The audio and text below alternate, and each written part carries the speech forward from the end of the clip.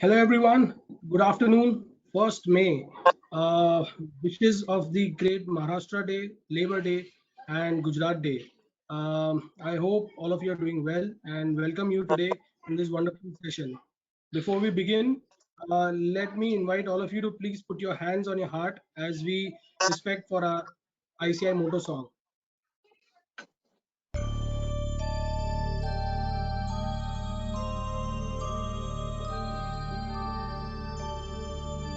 य एष सुप्तेषु जाग्रति य एष सुप्तेषु जाग्रति कामं कामं कामं कामपुरुषो पुरुषो निर्मिमाणः निर्मिमाणः तदेव शुक्रं तद्ब्रह्मा तद्ब्रह्मा तदेवामृतमुच्यते तस्मिन् लोकः शतः सर्वे तदूनात्यति कश्चन एतद्द्वैत एतद्द्वैत एतद्द्वैत एतद्द्वैत एतद्द्वैत एतद्द्वैत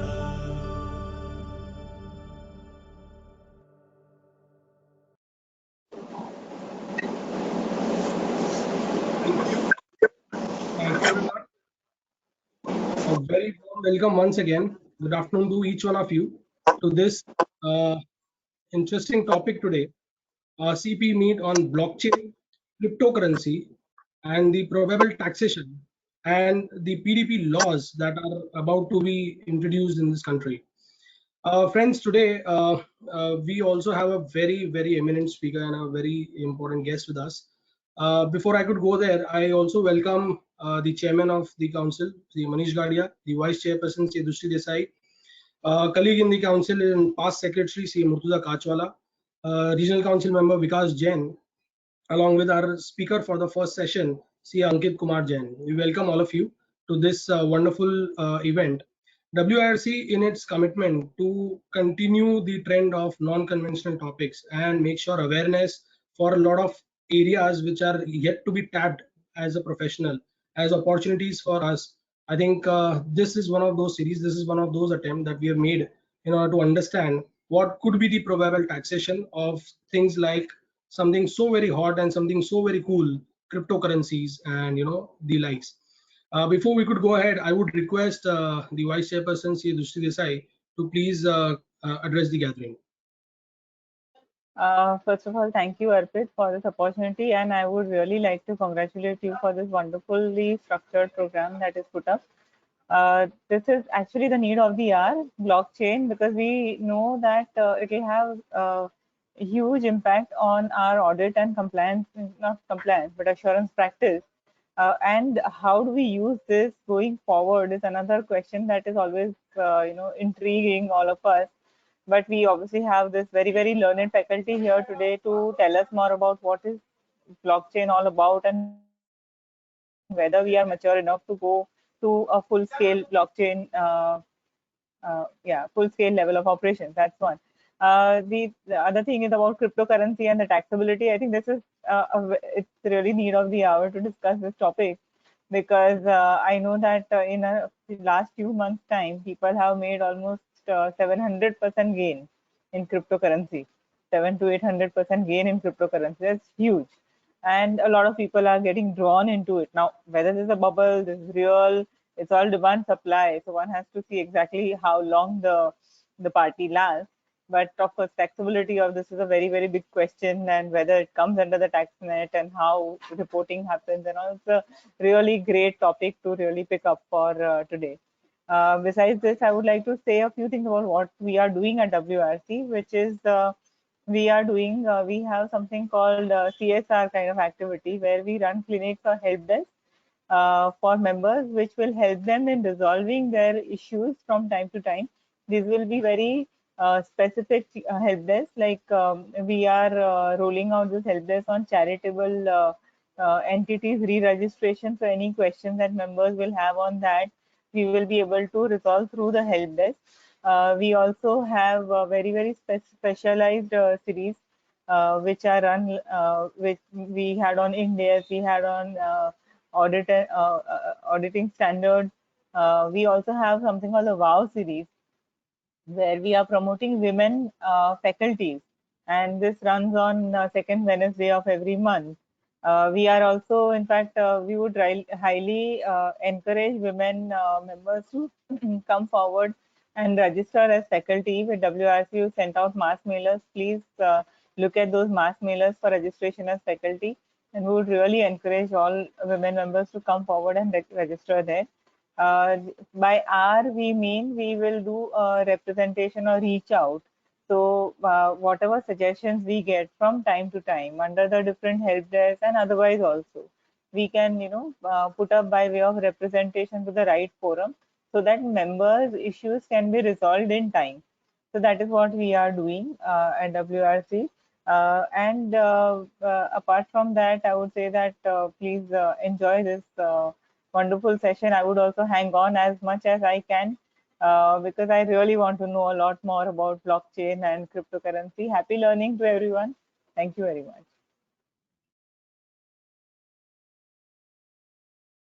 Thank you, Drushti madam.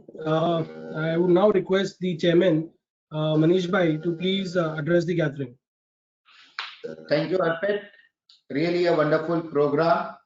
And I still remember on 22nd of April, we had a meeting with the CA Rohit Patoria, Vice President HDFC, and we were just chatting with him and discussing with him. And we invited him ki first May, sir, we are having something on digital, because he is looking at digital side of HDFC. So immediately he accepted our invitation to be a keynote address in this program. So Rohit ji, really great. So this give us encouragement that people like you immediately accept our invitation. So really great. I will not go into blockchain and cryptocurrency, because we know that blockchain is the thing which will a new thing and which is going to remain, and all the chartered accountant need to understand the technology. If you see our theme of this year is also bold, and the B stands for break the chain. So our theme this year to have more and more focus on technology part, and you may be seeing that at least 2 programs per month we are having on technology. We have started with package series also, apart from normal program what we are doing. So this we will continue to do it. Apart from this, I also want to congratulate all the members of the region that this year WIRC is celebrating 70th year of its foundation. So it's a great year for all of us to enjoy this year and celebrate this year. Apart from that, we have also took various initiatives for especially the members in industry. We are having CFO meetings. We are going to launch in this month CFO forum, that what we discussed with Rohit sir also, and he agreed to be part of the same. CEO Speak also we are going to launch in this month, that is a chat show. It will be a journey from a chartered accountant to CEO. A normal CA or maybe an article who started his journey as article, how he can become CEO. You will get an opportunity to understand from life experience of various big CEO from this. Industry specific program every month we are doing. So we have met with various universities, various trade associations also for taking various initiatives. We are launching on 14th May, that is on Akshaya Tritiya and Ramzan, the auspicious day for Hindu as well as Muslims. We are going to launch on this auspicious day, TEL, that is train, earn and learn. What it is? We have structured a 36-hour of learning where we will go to colleges, train, become a student who are not doing chartered accountancy course, what should be the office etiquette, how to communicate, how to file GST return, income tax return, how to do audit, and all this we will give in practical aspect in 36 hours to them. And after that, we will place them article that trainee or that student to a chartered accountant firm, where they will work at least for 1 hour, 1 year as a trainee. There he will get training, earning as well as learning. That is what we call a TEL. Apart from that, Dusti madam has started an initiative of course. She has already spoke about that. I'm not going into detail. Mentorship program also we have launched this month. We are going to launch next week, so you can take the benefit of that launch, mentorship program. Apart from that, we have also took a new initiative of giving a update of short videos. You must have seen the update of GST within 2 minutes. That video has been circulated.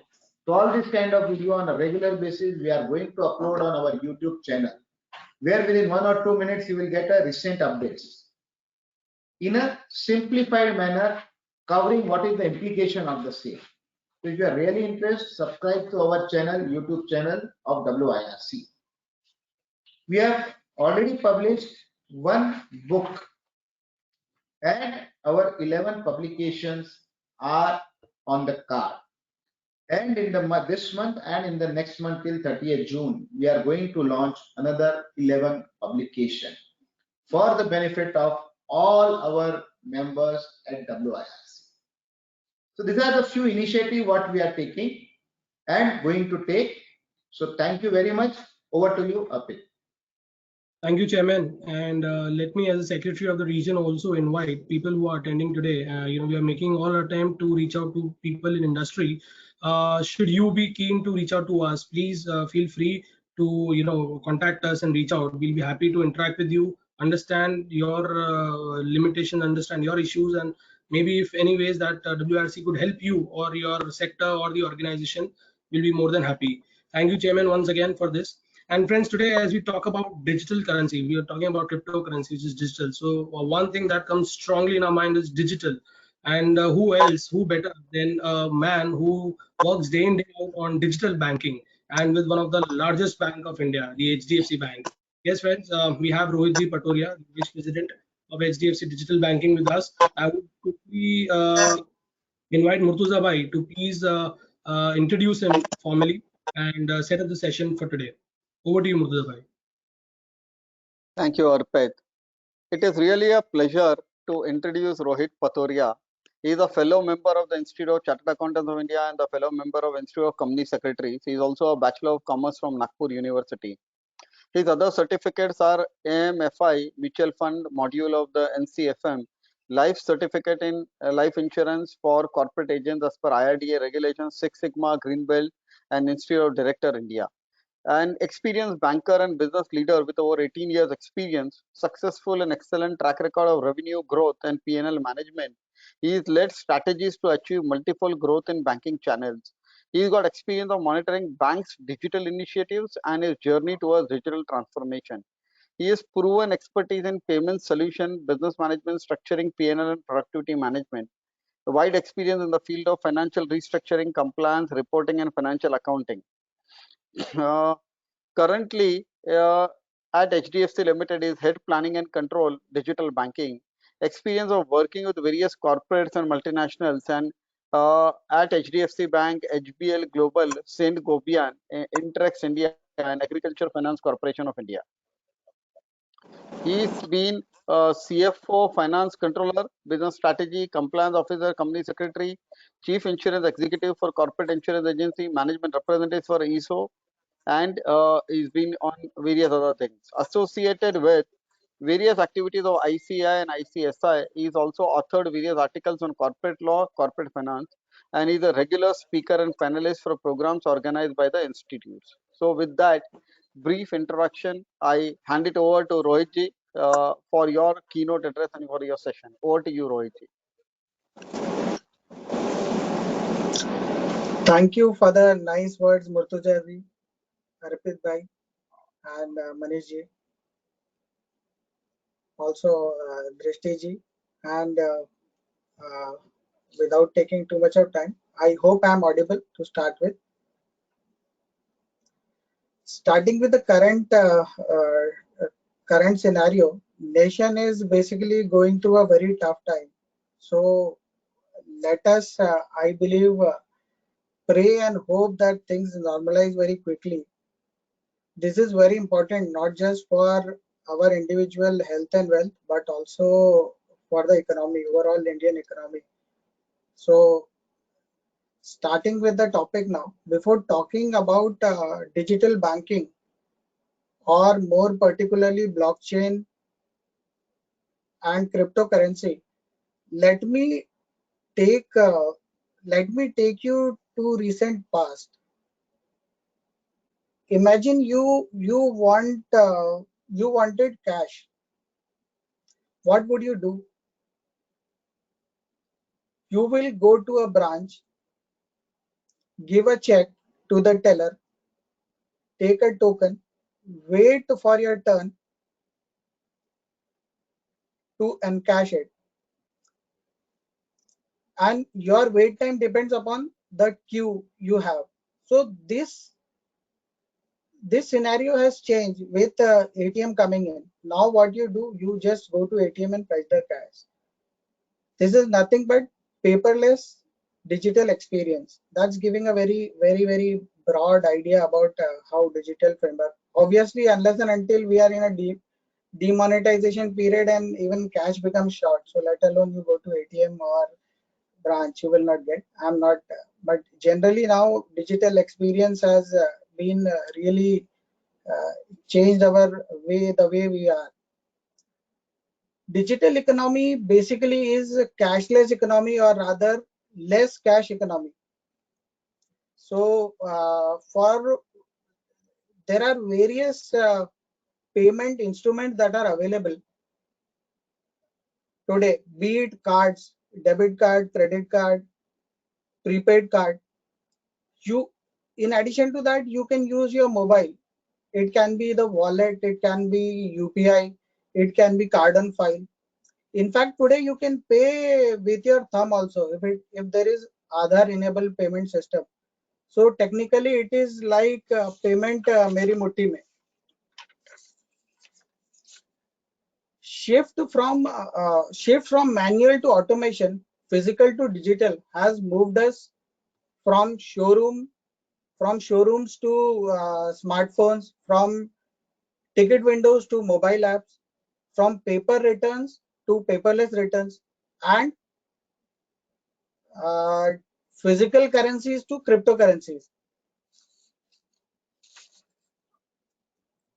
Talking very briefly about cryptocurrency, long back in 1983, just giving a brief insight on history, long back in 1983, Encash was conceived, eCash was conceived. Later in 1995, DigiCash came into existence. In 2009, first decentralized cryptocurrency, Bitcoin, was created by Satoshi Nakamoto. Cryptocurrencies have been given to us by blockchain. There is a technology called blockchain technology. So what is blockchain technology? It is a distributed digital database where transactions can be approved without third party assurance, and records are immutable. That means cannot be changed. So I'm talking about three things. One is distributed digital database, approval without third party assurance, and records becoming immutable. Blockchain technology is way bigger than cryptocurrency. All crypto assets rely on blockchain technology. In fact, it is cryptocurrency that gave impetus to blockchain technology. What's there for chartered accountants in blockchain technology? Blockchain technology is envisioned as accounting technology. and holds great value for chartered accountants. Why blockchain technology is referred to as accounting technology? When I talk about accounting technology, three things are very important. One is transfer of ownership, second, accurate financial information, and third, cost efficiency. Transfer of ownership, blockchain technology is correlated with transfer of ownership. Similarly, accurate financial information, blockchain technology is concerned with maintenance of accurate financial information. Blockchain technology curtails maintenance cost. It has capability in improving and refining the accounting profession by curtailing maintenance cost and also cost of ledger reconciliation. So today, chartered accountants can focus on planning and valuation rather than record keeping.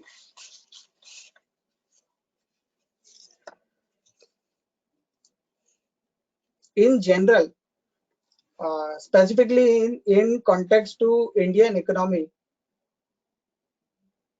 blockchain technology plays a very transformative role. Let me be direct. If where it will have a major impact, we have around 6,64,000 villages, and if we want to reach last mile, public digital infrastructure will play a very important role. Public digital infrastructure includes Aadhaar, UPI, GSTN. India's public digital infrastructure includes Aadhaar, and just I have picked this from the white paper published by Niti Aayog. So Aadhaar is world's largest identity database. It has more than 120 crore biometric identities. More than 2.5 crore authentication per day can be done through this infrastructure. About UPI, UPI is world's most sophisticated digital payment system, and it has touched more than 130 crores transactions. It has processed, in fact, more than 130 crores transactions on a monthly basis. GSTN, the GST network, it has more than 40 crores returns filed, more than 80 crores invoices uploaded.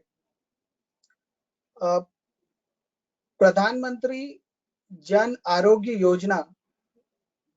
So there also it is world's largest healthcare initiative with 50 crores beneficiaries covered, nearly 12 crores e-card issued, and 80 lakh hospital admissions.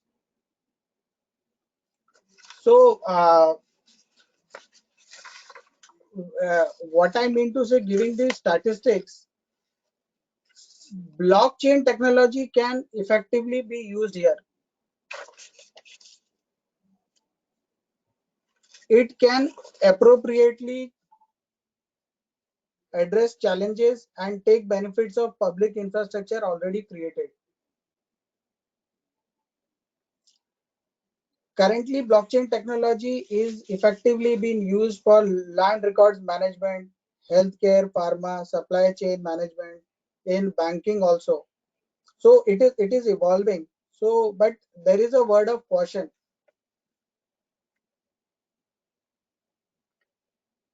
Blockchain technology is still in nascent stage and adoption continues to evolve.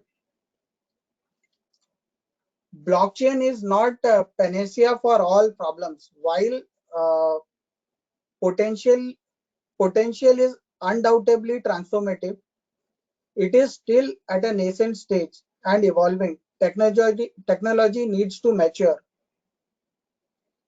One more thing, blockchain technology is not means to the end itself. The adage which we use, garbage in, garbage out, is true in this case also. Everything depends upon how effective your data is. So for blockchain technology to be effective, data needs to be dispute free. Creation of single source of foolproof information at times can be a challenge. I'll give you an example. Land records. Land records needs to be dispute free, clear land title. So this is a very, I've just given an overall brief, although would be hearing from Aankit ji on the nuances and what all new things are happening on blockchain technology and cryptocurrency. So looking forward for interesting insights from CA Aankit ji. On a regulatory side, I would just like to also, since to complete this, I'm trying to cover whatever is in very general nutshell. On a regulatory side, Government of India through MeitY has drafted National Strategy on Blockchain in January this year. The Cryptocurrency and Regulation of Official Digital Currency Bill 2021 is under review. One more point, issuance of central bank digital currency is also under review. So this central bank digital currency will predominantly be used for financial inclusion and other things where we have well picked what is the public digital infrastructure wherever is available, how things are. So quite a few things are happening on blockchain. It is relevant for chartered accountants. It is equally relevant for economy. It is an evolving technology. I have been going through various journals, including Harvard studies and other things. Till the time it becomes a very regular feature, it is still at a very nascent stage. I'm repeating, it's at a very nascent stage. Things needs to evolve. There'll be quite a few use cases. A proper use case helps in taking it forward. There are quite a few use cases there, but still things will take time because there are not many use cases which will really drive it to the next level. So we are, if I put it, we are in a digital era, and this I will stack it as a post-digital era things along with AI and BYOD. All these things are developing, and it will become a regular thing like what we do on mobile or maybe all our application. This will slowly this will take. So we need to be aware of this technology. We need to be conscious. There's a big learning curve. It is a technology. We need not get into technical aspects, but what all use cases, where it is being deployed, how effectively we can use, specifically for chartered accountants. I gave a very brief example about accounting technology based on various papers in various institutes, referrals world over, which is being used. Professionals are contemplating this as an accounting technology which can be very effectively used. So that's it from my side. Thank you. Thank you, Rohit bhai. Thank you for your keynote session. Mishra ji, are you there? Friends, I would request if you have any questions, please post those questions in our question box so that we all can take it in the comments and maybe we can consider. As rightly mentioned by Rohit bhai, that blockchain, cryptocurrency, and all this. There are already notices, income tax notices that are being issued to chartered accountants or to our clients maybe for cryptocurrencies. And recently in 2020, the Supreme Court has ruled against RBI and therefore has made cryptocurrencies almost legal. I think we've all only heard about Bitcoin, Ethereum, Ripple. I think recently something which has been made popular is Dogecoin, and these are some of these amazing cryptocurrencies. And as rightly mentioned earlier, almost 740% plus returns have been garnered with cryptocurrencies. So I think the taxation of these and there's absolutely no regulation around. it becomes very important. And believe me, we have got 2 chartered accountants, and very soon we'll be organizing some sessions with them. They have already working on a very advanced level. One of them has already made a platform wherein all these issues can be resolved, the tax related issues of cryptocurrency, and there could be at least uh, you know monitoring of the transactions, just like we have capital gain transactions. So I think that is fantastic. Mishra ji, Arpit bhai, I would like to draw, since you said the attention yeah, to today's news about the cryptocurrency. There is a correct, news about because there's a regulatory clarity is still required on this.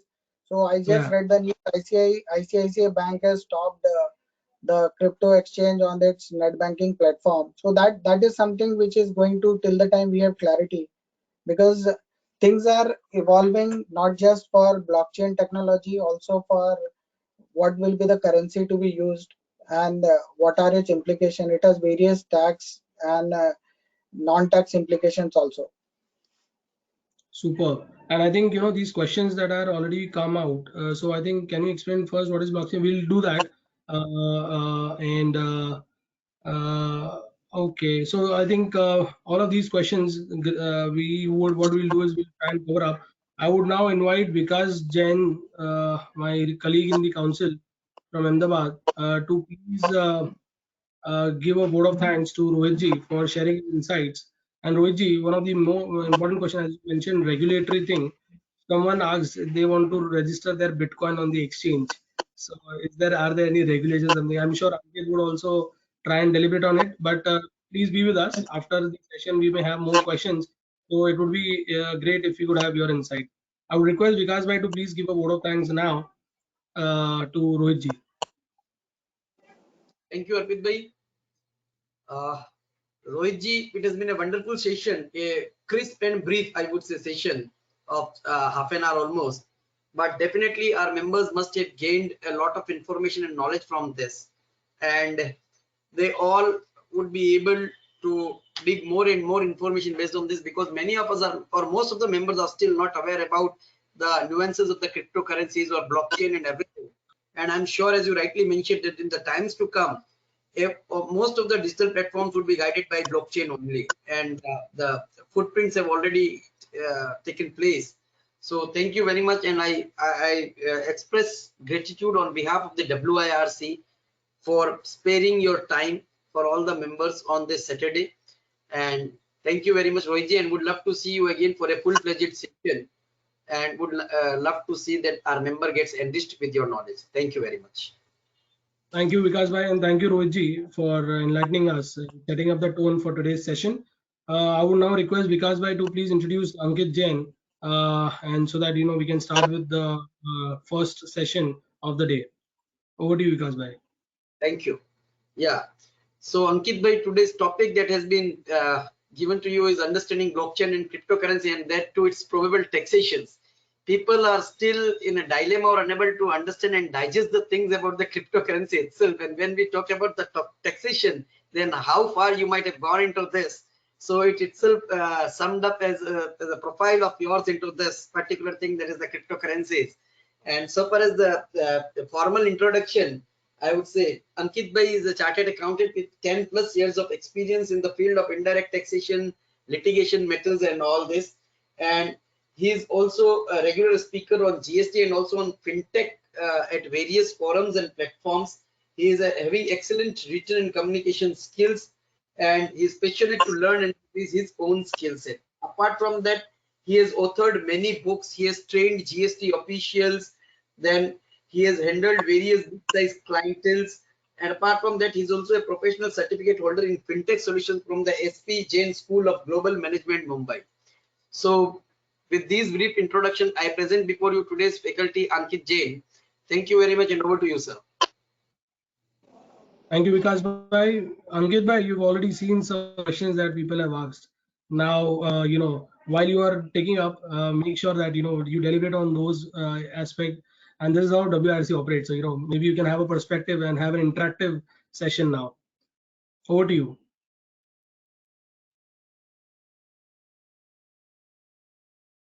Ankit, you're on mute. Ankit ji, please.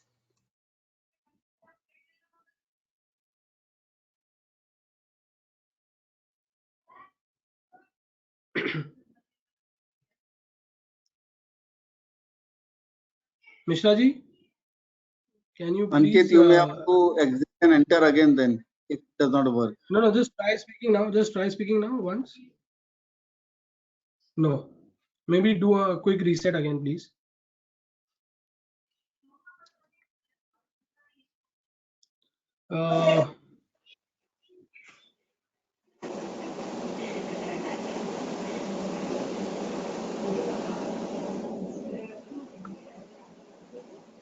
Rohit, in the meantime,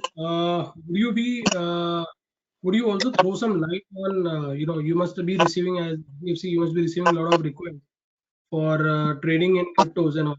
One of the questions I just picked up, this is again, as I said, this is again a regulation. There is no clarity. So I read everything is under review. To be very frank, the cryptocurrency regulation and official digital currency bill 2021 is under review. Although meaty, if you see the Niti Aayog white papers, you will find it ki blockchain technology government is taking very seriously. They're dwelling upon that, but still there are many things. I would request everybody who's interested in blockchain to go through that. That gives the economic perspective, ki where all which we can use. In addition to general technological terms, what is blockchain? You should use the Niti Aayog white paper, which is available in public domain. So over to Ankit. Ankit ji. Ankit, just am I test audible it. now? Perfect. Yes. Restart is the best option. Let me just. All technology problems. Correct. Okay. I hope my screen is also visible now. Yes. Okay. So first of all, I would just like to thank you, my own WIRC, to give me this opportunity to share the little bit knowledge what I have gained through my experience, because even I'm a student, I'm learning. And secondly, Arpit ji, Vikas ji, am I audible? Okay, fine, right. And the whole team of WIRC to give me this opportunity to express myself. And Rohit sir has absolutely touched up all the aspects of the practical implications or the practical way forward, what we chartered accountants should look into it, and how we can develop our practice or our professional skills in those areas. And now what I am going to try to cover over here is that first, as a chartered accountant, we are not too much into with technology, but it has been my luck that I have been associated with technology start since my articleship. So I have that hang and understanding of that terminology, technology, and all the stuff. So first, what we'll try to understand is the blockchain technology, which was one of the questions what has been put up into the list of questions.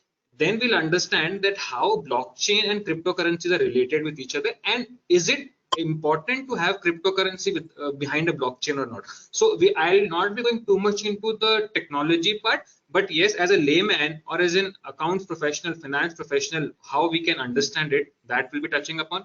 Then I'll be touching upon few of the GST implication, direct tax implication, and a few of the ROC compliances which have recently come up upon. And then we'll have a little more discussion on question answers or anything of that sort which can be taken into consideration. Correct? So I'll start my session, and in between with one topic, I'll start interacting with the with the audience, that in case if they want to ask specifically to that related area, then I can deliberate at that particular point of time itself, so that it is not missed in the later half of the session. Correct? So let me just start on the session. Thank you, everybody. I hope my screen is visible to everybody. So we'll first understand what is a blockchain, what is cryptocurrency, and its probable taxation. Correct? So important aspect is to understand blockchain technology. Any technology is a platform which comes upon, like how you have an Android phone, how you have an iOS phone. It is a platform which allows you to build all the applications onto that particular technology platform. Right? Now, if I take you 10 years, 15 years back, there was a lot of challenge to understand that what are these apps like. We were not expecting that we'll be booking Ola, Uber so frequently, correct? We'll not be making the payments on a digital platform like Paytm or UPI or whatever it may be. So there was a platform which gave this base, and there was development which kept on happening. So that is what is a blockchain technology looks like. And as an accounting professional, I will give you, as an accounting professional, what is our takeaway from this we should take away. Like how we go to a client, and then what we do is that we start doing their accounting, we start doing their auditing, we start doing their giving them consultancy, right? So this is what happens. So the transaction starts from his own transaction, what he has purchased, what he has sold, what he has manufactured, right? And all these records are required to be kept in. These records are required to be maintained. So for these record keeping, they generally hire some accounting guy or a chartered accountant or a company secretary or anybody else for that sort. Now, what happens is that whatever accounting, whatever record is to be maintained, this is dependent upon this chartered accountant or this accounts professional. Now, for which he is charging a certain amount of fees in the terms of salary or in the terms of professional fees, right? So this is what happens in the regular scenario. Now, imagine if an accountant is taken over. If a chartered accountant is taken out of the system or a company secretary is taken out of the system, can a system or can a technology be built in which is not dependent on one particular person, is what we are talking about when we talk about blockchain, when we talk about record keeping. So this technology is in general used to record any kind of transaction.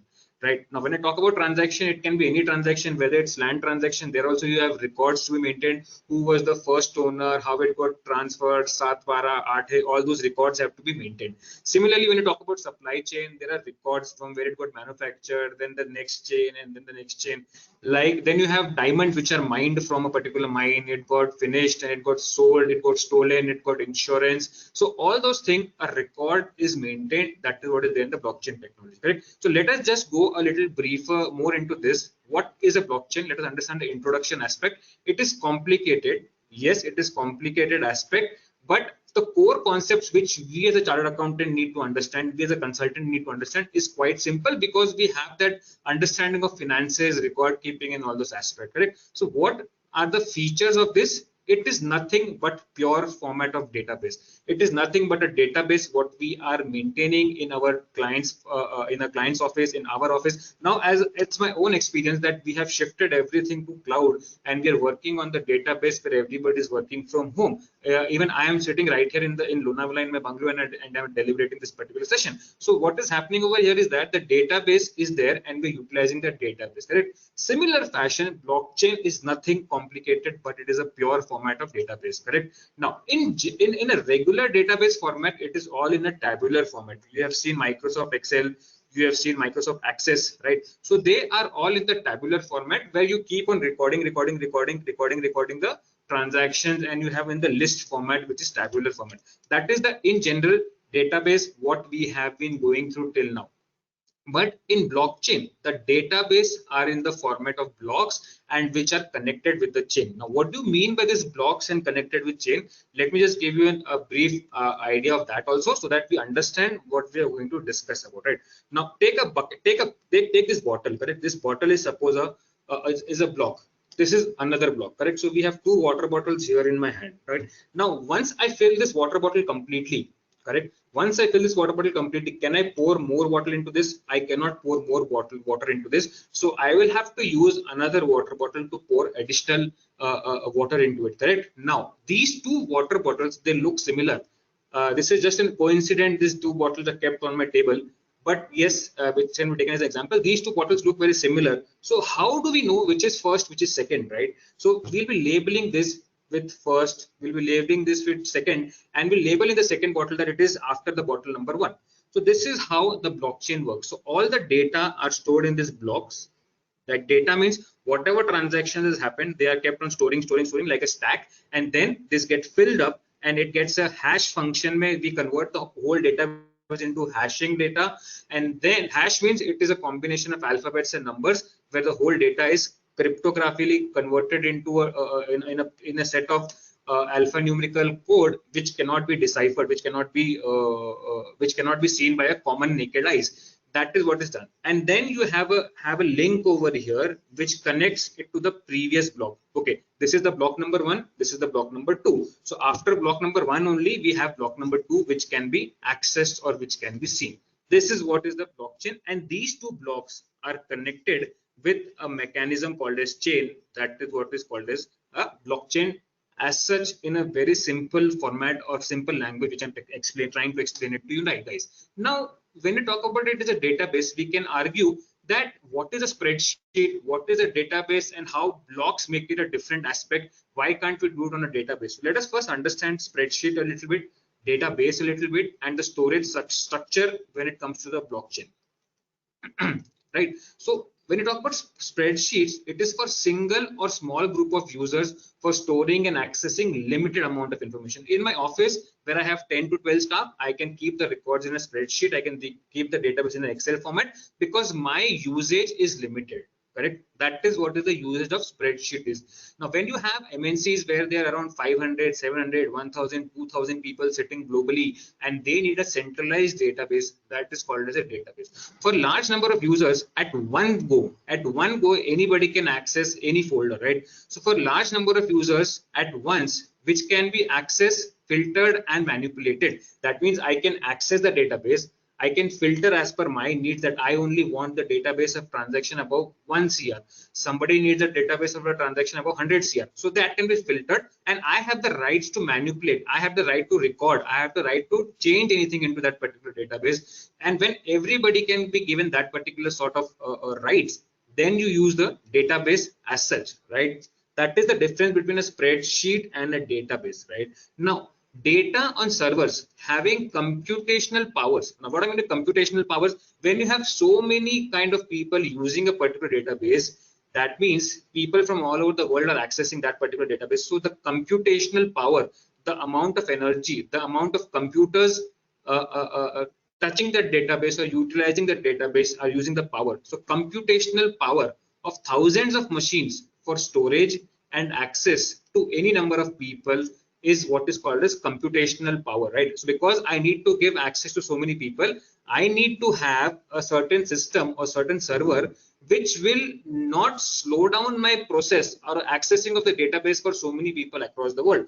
So for that, I will need heavy servers with lot of RAM, lot of processing powers and all those stuff. So those are called as computational powers. So data on servers having computational powers of thousands of machines for storage, access, and to any number of people is called as data on the server. Now, how we all might have experienced, I have experienced that I have shifted my whole database to server. So we had a lag initially, then we had to increase the power of the server's computational power, and then we got a little faster speed to access the database on the go. Correct? That is what is on the data on the server concept. Now, what do you mean by database and why blockchain? The database structure is very important, correct? Let me just erase all this. So in blocks, so in case of blockchain, the whole database is stored in one block, second block, third block, fourth block, all this kind of block, which is different from the regular database, which are stored in tabular format. So this is what is there as far as the database aspect of this particular blockchain is concerned.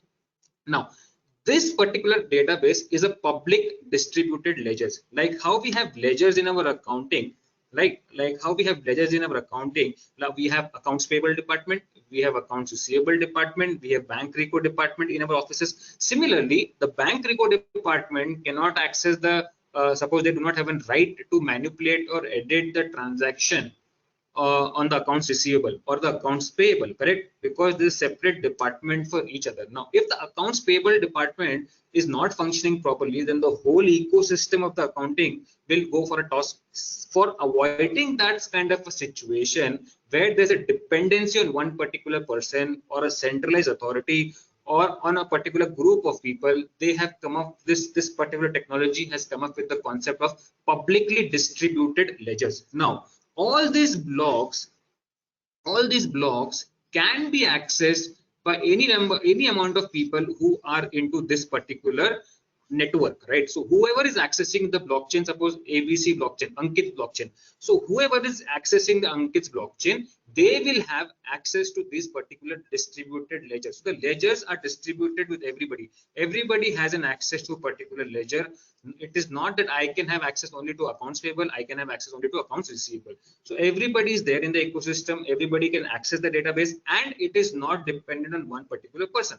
So tomorrow, if Ankit falls ill, the whole ecosystem can still function without getting influenced or without getting disturbed. I would say that Ankit is not there, then how are we going to work? So the whole ecosystem is distributed. If Ankit is not doing the work, anybody else can replace Ankit. I am not dependent on Ankit, and because this work can be done by so many people without any kind of a distinction, then Ankit will never make any kind of mistakes. Ankit will never get into any kind of a wrong activity, because he knows that his work can be viewed by anybody, his work can be checked by anybody, his work can be done by anybody also, correct? So this is just the basic concept which you're touching upon of the blockchain aspect. So this is a publicly distributed ledger. It is not that my accounts department or ledger is only there with me, but whoever is there in the ecosystem, they have a public distributed ledger. Now, if you are a shareholder in any company, do you have an access to their ledgers any point of time?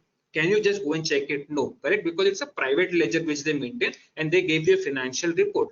But when it comes to blockchain, then it can be a public distributed ledger as such, correct? Now, every block which is there, this block, the whole database which is there in this particular block, this is converted into hash value. That means they are converted cryptographically using a hash value, which is equivalent to the digital signature of the block. So, okay, this is there in this particular block. The hash value is nothing but the digital signature of the block, right? So that is how it looks like. So this particular block, which is this particular block, it has, just on a rough scale, I'm just trying to explain you, this is divided into three parts. One is basically the hash value of this particular block, then all the transaction happening all over the world, right? This is all the transactions which are recorded. This particular block is filled, right? And this particular block will have a number of the previous block ID. So this will link me to the previous block ID. Okay, this was then the bottle number 1. After the bottle number 1 is filled, I'm using the another block, which is going to give me a block number 2, correct? This is block number 1, this is block number 2, this is block number 3. Now, the first block is the nuance block. In this particular block, as there is no previous blocks to refer to, this particular block is basically creating a protocol, creating the linkage. Okay, this blockchain is used for what purpose? Accounting purpose. How many blocks can be built? What is the capacity of each block?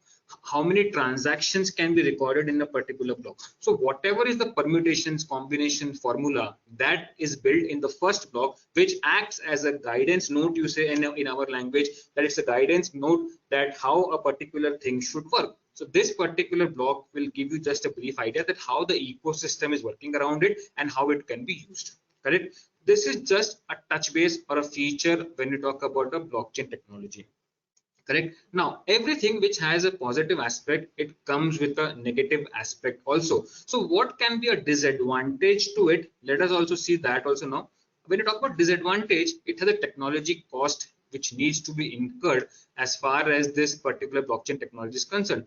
The power from the millions of computers on the let's say a Bitcoin example, I'll be coming into the Bitcoin aspect also, but there's one ecosystem of Bitcoin. There is one blockchain of Bitcoin, correct? Now Bitcoin is one of the application on the blockchain technology. This Bitcoin is one of the application on the blockchain technology which is using this platform, right? So this platform has one network which is called as Bitcoin. So people around the Bitcoin network, they have to keep their computers on 24/7, and this network is consuming humongous amount of the computer's power or the digital power and electricity, right? We have seen the computational power is required. So this particular Bitcoin ecosystem requires a humongous amount of power, which is very costly, and hence to run this technology you need a huge amount of cost. We'll be coming into the Bitcoin, so just hold on for some more time. Speed, inefficiency. When you say it has efficiency, Then you have even inefficiency with this particular transaction, like how we have in our own example. When you take in the current scenario, certain database which you put on the on the cloud, they might be accessed speedily. Certain database you cannot access it quickly, correct? So that why it is happening, because there's a latency, there's a transaction which is happening. I am accessing from a particular server, and the server has to give me that particular database back, correct? So there can be an inefficiency between the server which I'm using. If my server is in Bombay itself, probability is there that I might if my server is in my own office, I'll get quick access. If my server is somewhere outside, I'll get a little latent. If my server is totally on an international level, I might get a little more latency in that particular speed, and the access will be little slower, correct? Similarly, when you talk about this inefficiency, it can be there in inefficiency also. When you talk about a Bitcoin ecosystem, it takes 10 minutes to add a particular new block. After this block is made, the next block can be added only after a 10 minutes. So whatever transaction, once this particular bottle is filled, now this particular bottle, there's first number of transactions. So and it will take 10 minutes for the next block to come in. So once this hash is created, digital signature is created, then only all the transactions are verified in this particular block. So that is what happens, is that for transaction you need 10 minutes to wait in general, right? And it can support only 7 transactions per second only, correct? That is the limitation when you talk about one particular ecosystem of a blockchain. Then you have Ethereum, which is another kind of a network onto the blockchain technology, which is giving you better transactions than Bitcoin. Then there are other more networks which are boasting that they can have 30,000 transactions per second on that particular network. So 30,000 transactions can be recorded per second is what they are boasting. Now, when we compare it with the current system, which is Visa, which is used for payments, the current system is currently working at 24,000 transactions per second. So still now the blockchain technology, the networks which are coming onto that, the applications which are coming onto that technology are still at a very nascent stage. But yes, they're developing, they're moving very fast. And we have to understand one thing, that whatever is this is a backend of a particular software. Now whatever is happening in the GST backend portal, we don't understand. We just say that okay, I cannot revise my return, or once a due date is passed, they will automatically charge you penalty, or they will automatically charge you late fees, right? So why it is happening? Because it has been inbuilt into the system. So whatever the blockchain is the backend, and the front end will be different, which will be utilizing it, correct? So we're just understanding the backend, how it is going to work, correct? So speed inefficiency is one of the disadvantages, which I feel that it is still at a developing stage, which can be overcome. Then you have illegal activities, that is the dark web, which are running a lot on the blockchain technology, because it will not disclose your identity, it will not require your KYC at all point of time. And yes, the most important aspect, which still a lot of governments all over the world are trying to figure out how to regulate these kind of transactions happening on these networks, right? That is one of the biggest challenge which is there in front of the economy all over the world, right? They are acting as a parallel economy as far as the government economy is concerned, or as far as the economy is concerned, right? So these are the major disadvantages which I feel a blockchain technology has inbuilt into it as of now. But yes, with these disadvantages, it can bring certain benefits to businesses also. So now, what are the benefits which it brings to the businesses? It is immutable. Once I record a particular transaction into this particular block, I cannot go and do back entry. Just giving in a very layman language, I'm not using any technical terms, so that we understand the concept level thought processes, and then we can apply our mind and start consulting people into it, or start giving your creative interest to learn more into this technology. It is immutable. Once it is entered, you cannot go into the back entry, right? Now, remember, there was a circular by MCA that all the logs of your accounting software have to be kept in record, and which was applicable, which was supposedly to be applicated from 1st of April 2021. Why? Understand that now they are tracking every log level of transactions in your books of account. That have you made any changes? Have you made any backdated entry? All these things are getting into the nerves of the ecosystem. The government want that level of data also. Why? Because the power, the computational power, the artificial intelligence which is there with the government is at a superb level where they can track each and every aspect. So, but once you use this blockchain, once a transaction is entered, it is immutable. Then you have transparency, as I've already explained you, that if Ankit goes out of the ecosystem, there is no problem because it is a transparent activity, transparent records, transparent ledgers, which is publicly distributed, no challenge at all. It brings efficiency along with its speed and efficiency. It brings efficiency also because whatever is there in the system in the first block in general, that will only keep on happening in all the blocks. Then it has a traceability. When I talk about traceability, yes, it does not display the identity per se, but the link, the traceability from where it started, from where it started and where it is ending, the whole trace audit log can be built onto this particular technology platform. Then it has a security features itself that can be bring benefits to the business, correct? Now, when I talk about immutable, data once stored cannot be modified or altered. We all are getting into that more only. Transparency offers transparency to the business so that businesses can track every system details, right? So all the details can be tracked. Efficiency enables to carry out operations efficiently. Anybody can access any database and it works efficiently.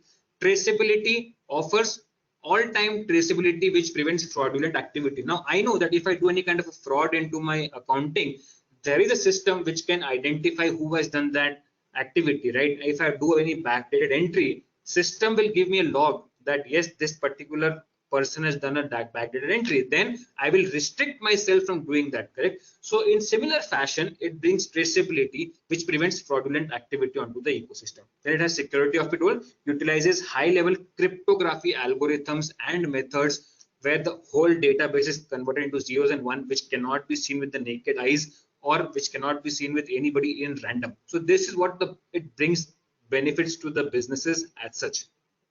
Correct? Now, I hope it's getting clearer to you guys that what we're discussing, it is just a public data, it is just a public distributed database, and it is a different kind of a database structure. That is what we are just trying to understand till now. Now, which business verticals or will the blockchain actually impact the most? Let us go and see this. Supply chain, which can be tracked from the starting of the transaction, from where it started until the time it reaches, which will brings in more transparency, traceability, and removes the fraudulent activity which happens during the supply chain. There's suppose if there's a factory which is supplying medicines and there is some mixing of the there is some arrangement between the truck driver and some duplicate medicine manufacturers, and they change the whole medicines. Suppose if this kind of an activity is there, that particular activity can be traced from this particular use of technology, correct? Finance, very Rohit has already explained, you can have KYCs on the blockchain, you can streamline the processes, you can streamline authenticity, you can have economic benefits of this particular transaction. Now just imagine 5 years down the line or 7 years down the line, somebody would have told you, you just put your thumb and all your access authenticity that you are Aankit Jain or you are Mr. XYZ can come through Aadhaar. But it is there right now, right? So this blockchain will also give an upper end to this particular kind of a systems where KYCs can be automated, any kind of processes can be automated. Then you have healthcare, where a unified data can be maintained right from a child is there in the womb of the mother till the time he dies, and whatever drugs he has consumed, all the clinical trials he has done, data security, everything can be maintained on the healthcare records. Then you have retail segment, better inventory management, faster settlements, less paperwork. Then you have government bodies, like transparent processes, improved implementation, and better control. Now, we have seen the drastic change in the GSTN portal, and how it is happening. Why we are not allowed to change our returns, as in the previous cases, like in the VAT and service tax, that we were allowed to change our return at a later stage. Now you can modify a return or alter a return, right? You can amend the return, but you cannot revise a return stating that all the transaction for that particular period has to be changed, right? So it is bringing more transparent process, improved implementation, and the better control which it can be done. Now we have seen that this GST database are being used in the format of APIs by the banks to evaluate, yes, whatever is given in the balance sheet is reflecting in the GSTN portal, the sales figure, the purchase figure, and what is the eligibility. So everything is getting mapped for a better control, right? So these are the verticals in general which can be affected with the use of blockchain. Now, we'll just talk about one of the fascinating use case which everybody is buzzing about, that distributed tamper-proof electronic ledger, right? Now, similar to accounting ledger books, now we'll come into our own ecosystem as an accountant. Similar to accounting ledger books, we have ledger books, we have cash books, we have land title register or medical files, on which the data is to be recorded. Now, what is the key difference when you implement blockchain or in the routine accounting? Routine accounting, whatever registers are there can be manipulated, but it cannot be manipulated on the blockchain, because once the data is inserted, it is immutable, correct? So you cannot just go and erase the database and come back and do any kind of a manipulation. So that is a key difference. It is distributed, it is tamper proof, you cannot tamper, and it is an electronic ledger, it is not a physical ledger, correct? Now for doing the record keeping on this physical books, we need to hire a certain record keeper like an accountant or a chartered accountant, right? So these particular persons are nothing but the record keepers. So record keeping, it requires a record keeper that you can trust. The record keeper can engage in fraud and corruption, right? If I am a record keeper and I know that I can tamper the database, or I'm not having electronic database as a log, so I can engage into corruption or fraud, and I can manipulate the database. And right, but in case of the blockchain, that is not possible because it is on electronic mode and tamper proof. The record keeper, for doing this particular service on a physical level, will charge a fees for its service, right? Whereas blockchain makes record tamper proof such that you no longer need a record keeper in between. Now we'll come on to this particular technology aspect of this. Now we'll understand more that how these functions work. Now, this is a blockchain technology. This is an ecosystem. I have one person from America. I have one person accessing the database from Canada, one person from Australia, one person from New Zealand, one person from Afghanistan, one person from Pakistan, one person from India, one person from Sri Lanka, one person from anywhere of the world, correct? Now, everybody over the world will have that access to the same database, and they can be called as record keepers. Everybody is a record keeper who believes in this ecosystem, who believes in this technology per se, right? So they will act as a record keeper. Now, if this particular person from USA, he wants to go away tomorrow, will the whole ecosystem collapse, or can he make any kind of a changes into the manipulation? No, right? Because everybody is having access to the same database, and even if it tries to manipulate something, all the other persons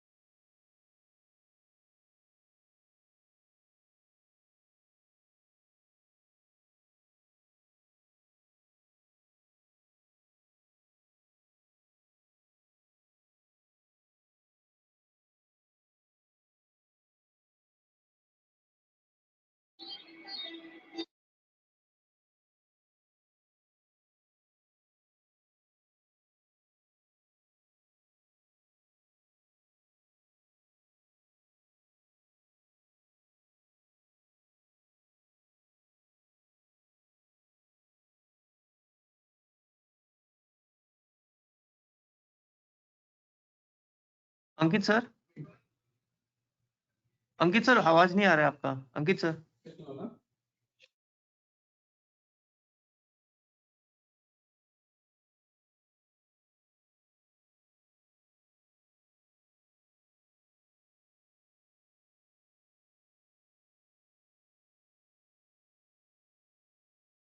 अंकित जी आवाज नहीं आ रही है। We are unable to hear you. Do a hard reset again, please.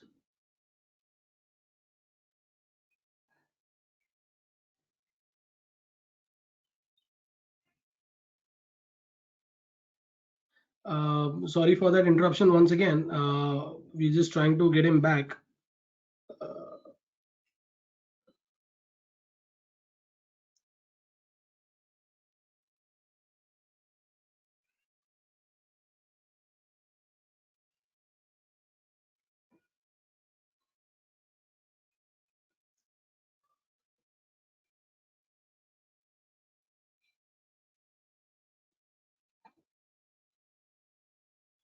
Am I audible now?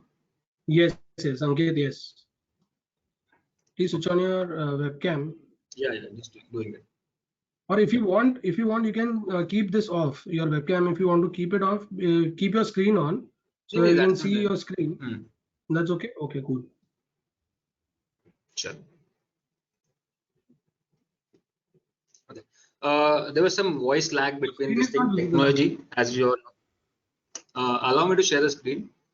Mishra ji, please give that option once again, share screen.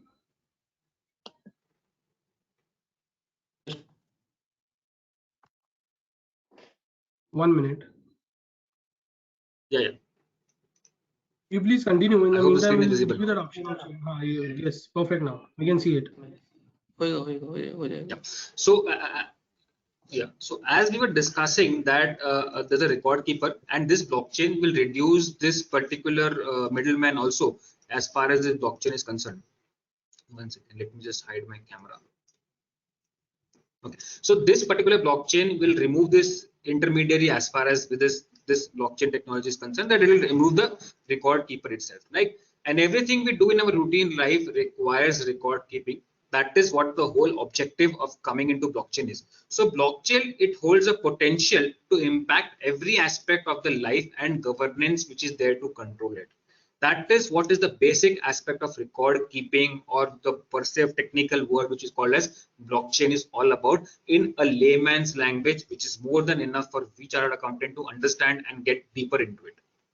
Now, how does the blockchain actually work?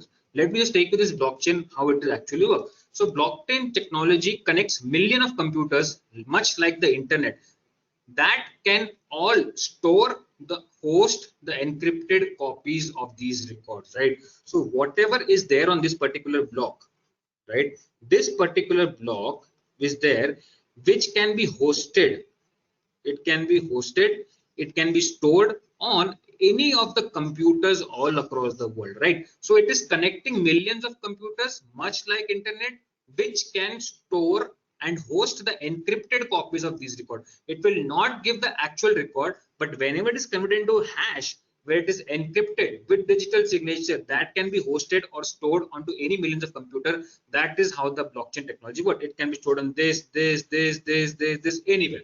So instead of one record keeper, you have millions of record keeper.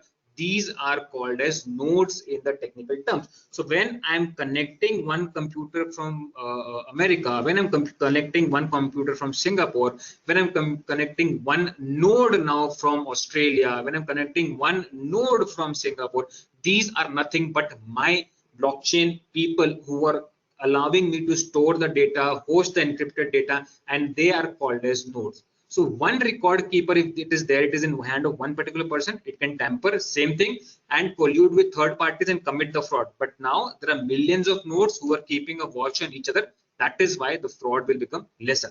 Much like the internet provides an infrastructure for communication, very, very minute difference, but yes, infrastructure, it is just an infrastructure, understand, it is just a background, it is just a platform on which the whole ecosystem will revolve. Now internet provides an infrastructure for communication. Initially we had chats, then we came up to voice chat, then we came up to video conferencing now, right? So this internet is providing us an infrastructure for communication. Similarly, blockchain provides an infrastructure for record keeping. Very, very, very important that blockchain provides the information for record keeping. And for we chartered accountant, record keeping is the key. Once we have a proper record, there is no problem at all, correct? So that is our core responsibility as a chartered accountant. All the records are kept properly, correct? So that is how the whole ecosystem of the blockchain works. The blockchain is an infrastructure which provides for record keeping, correct? Now moving on to the next aspect, are so-called cryptocurrencies required to run this technology? Now when I talk about this blockchain, is actually a cryptocurrency required to run this particular any kind of a blockchain technology or not? For this, we'll understand this, and then we'll open our platform for 5-10 minutes of discussion, and then we'll move ahead. Correct? Now, what is it? Cryptocurrencies? What are the features? And are they really a currency or not? That is what we understand now. So, as we all know that when we're writing in our physics, I'm talking in a very layman language, no technical jargon which I'll be using. So it gives you a clear-cut understanding of how it is recorded. like we write in a ledger, like we write in a book, we need ink to write, right? Similarly, that ink which is required to write on the blockchain, right, is nothing but it is called as your cryptocurrency. So these cryptocurrencies are used as ink in the blockchain, right? So if I want to record a particular ledger, if I want a particular transaction, I have to record. If I want to host a particular transaction, for that I need to write that on that in the piece of ledger. So when I'm doing it electronically, these cryptocurrencies are used as ink in the blockchain, right? Very layman's language, which I've tried to explain you a linkage between the blockchain and the cryptocurrency. Very minutely, once you understand this, now whole concept will get clear. That cryptocurrency requirement, why it is there, because I have attended so many sessions and delivered so many sessions where people are not able to link why cryptocurrency is so relevant with the blockchain, or is it really relevant or not, right? So it is nothing but an ink on the blockchain which is required to write on the blockchain. Now, what are the features of this? So blockchain is a record keeping infrastructure of millions of internet connected nodes. Now, what are user nodes, right? So when I am connecting to a particular blockchain, suppose institute have its own blockchain and I am connected to a particular blockchain, then what as a user, so I am nothing but a node, user node. Arpit ji is one of the user node, Murtuza sir is one of the user node, correct? So we are all user node connected onto a blockchain of an institute, right? So this, with this particular user node, what is the responsibility given? They will build the infrastructure and maintain this record keeping infrastructure. First, we'll build this infrastructure, and it is our responsibility to keep this infrastructure maintained. It keeps on going on, correct? So tomorrow, so that if suppose there are 500 participants in today's seminar, so tomorrow, 5 years down the lane, if somebody wants to access that on this particular date, on this particular seminar, how many people have attended, for how long it was attended, so all the infrastructure, the records will be kept onto this particular blockchain, correct? So build and maintain this record keeping infrastructure and charge a fees in the form of ink from others. Now, if these are the 10 people who are doing this honorary job, then how many years they can put into it, right? So they need certain incentives, right? So they will charge fees for recording this particular transactions, right? So like how we have accountant or a record keeper who charge their salary or incentives or any kind of professional fees. So whoever is building or maintaining this record infrastructure, which are called as user nodes, they will charge fees in the form of ink, right? So they will charge fees in the form of ink from other users. So because I know that I have to building of my ink, because tomorrow I'll be using more and more ink, correct? So I will charge fees also in the form of ink, and also use its own use it for their own record keeping, correct? Users need ink to write the records. Now, let us just combine these two important aspects, right? So first, in building and maintaining the infrastructure, right, there's a building and maintaining of the infrastructure, and there is second aspect, which is recording the transaction, right? So one is maintaining the infrastructure, and one is recording the transaction onto it, right? So for building and maintaining the infrastructure, somebody is charging you in the form of ink, that is called as cryptocurrency. And for letting my transaction get recorded onto this particular blockchain, I will have to pay ink to these particular person, correct? So for recording, I will have to pay the ink, and for maintaining, I receive the ink, correct? That is how the cryptocurrency usage is there as far as a particular blockchain is concerned. So the more the records, more the payments onto an ecosystem, and more the nodes connected, more the recipient onto this ecosystem, which makes it independent, that there is no requirement of third party, because the system itself is built in such a fashion that it creates trust, it builds confidence, and there is no chances of any kind of an mismanagement of data or third party collusion, correct? So this ink is nothing but the cryptocurrency. So somebody is receiving this ink and somebody is paying this ink, correct? So when we talk about that, what is the usage of this cryptocurrency, that means in general, in that particular ecosystem, there are certain people who are accepting it, and there are certain people who are paying in that cryptocurrency format, correct? Just try to link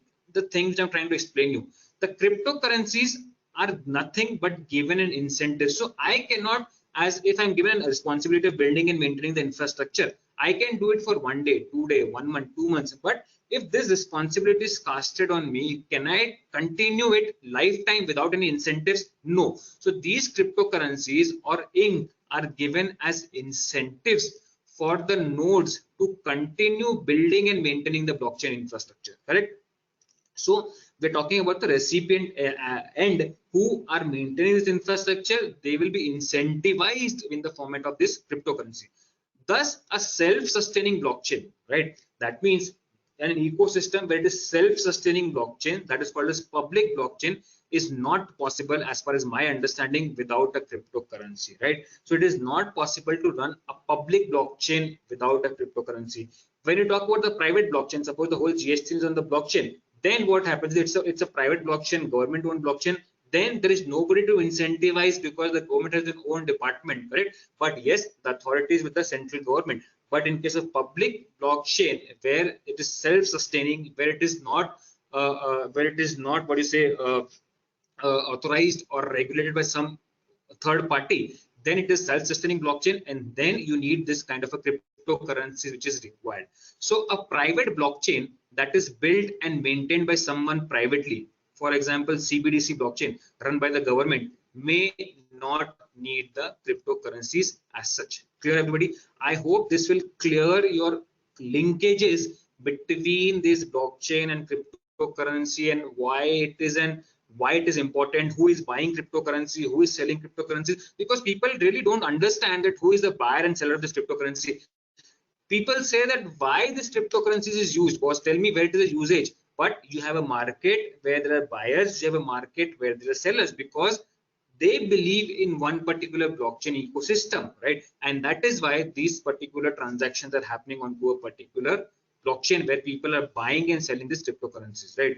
So tomorrow, if I know that one particular blockchain might have a huge amount of people accepting it, correct, then I would want to have more and more inks recorded with my stored in my wallet, correct, digital wallet, which I perceive that tomorrow there'll be more buyers who will be recording the transaction onto a particular blockchain, and they'll be needing this particular ink or cryptocurrencies to write the record. So that is why people are just trying to accumulate or store value on these cryptocurrencies, because they have faith in the blockchain, because they think this blockchain can be a global blockchain, public, self-sustaining, whatever. There are various cases where people have been goofed up, but we are understanding from the technology aspect that either where it is getting used actually, these cryptocurrencies, correct?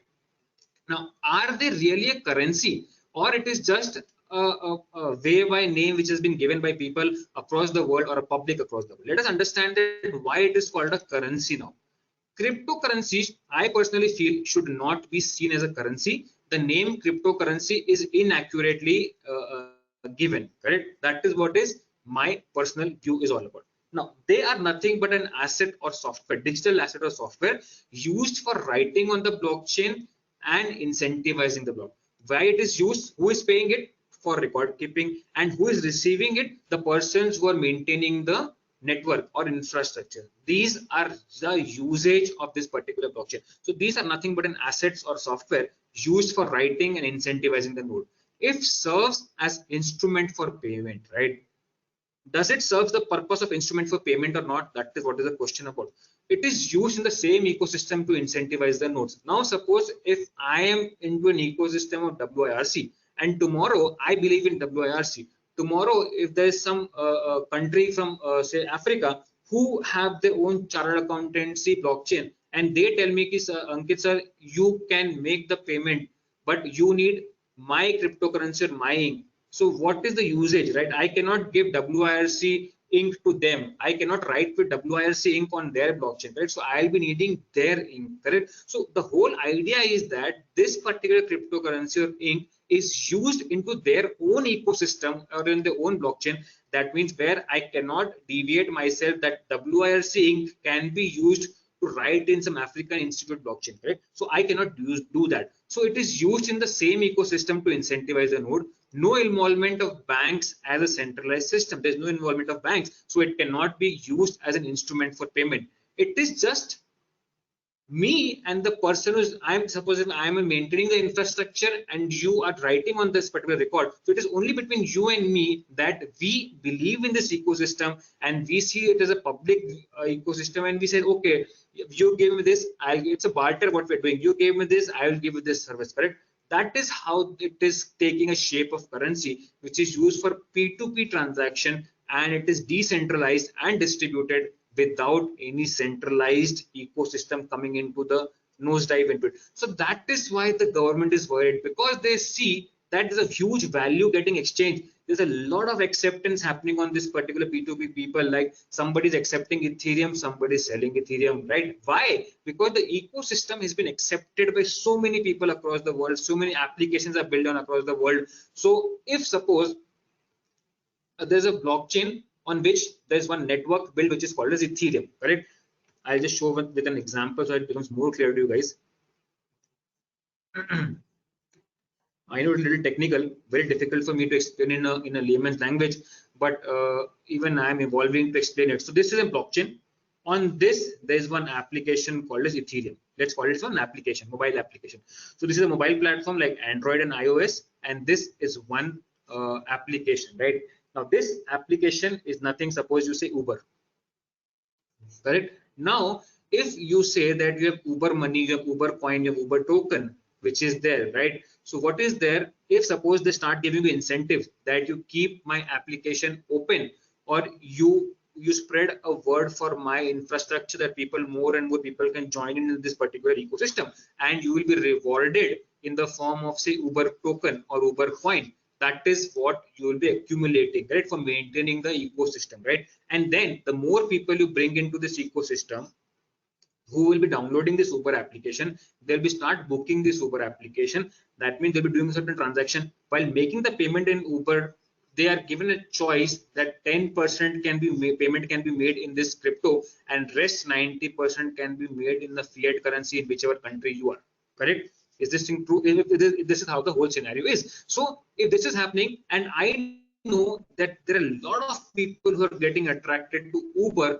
so tomorrow there will be huge demand of buying this ink from the people. So as a network maintenance or as a network maintenance guy, I am going to accumulate the cryptocurrency today, because I see a future which is very bright, and where the acceptance will be high, then I can sell this at a very higher price. That is how the price has been derived. This is into my limited understanding that why an ecosystem is important, why the usage is important, how the pricing has been determined. Because people have the question that how pricing is determined when you talk about this cryptocurrency. What is the base understanding of this particular cryptocurrency, how it is valued? So this is what my basic limited understanding is, that it depends upon the usage in the ecosystem, who is accepting it, who is spending it, correct? Now, why do you need this cryptocurrency for doing all this? Can this not be done in the fiat currency itself, in the form of money, in the form of rupees, USD? Why the hell do you need cryptocurrency to do this kind of a transaction? Why do you need this special ink to write this? Why do you need to incentivize in this ink into cryptocurrency? Why do you need to record using this ink only, right? Can it not be done that I give you a payment of 500 rupees and please record my transaction, correct? Can it not be done in that format? So why can't fiat currencies be paid for incentivizing the nodes? That is the next thing which comes into our mind, that are they really a currency or not, correct? So why can't fiat currency be paid for incentivizing the nodes? So sorry, just give me 1 second.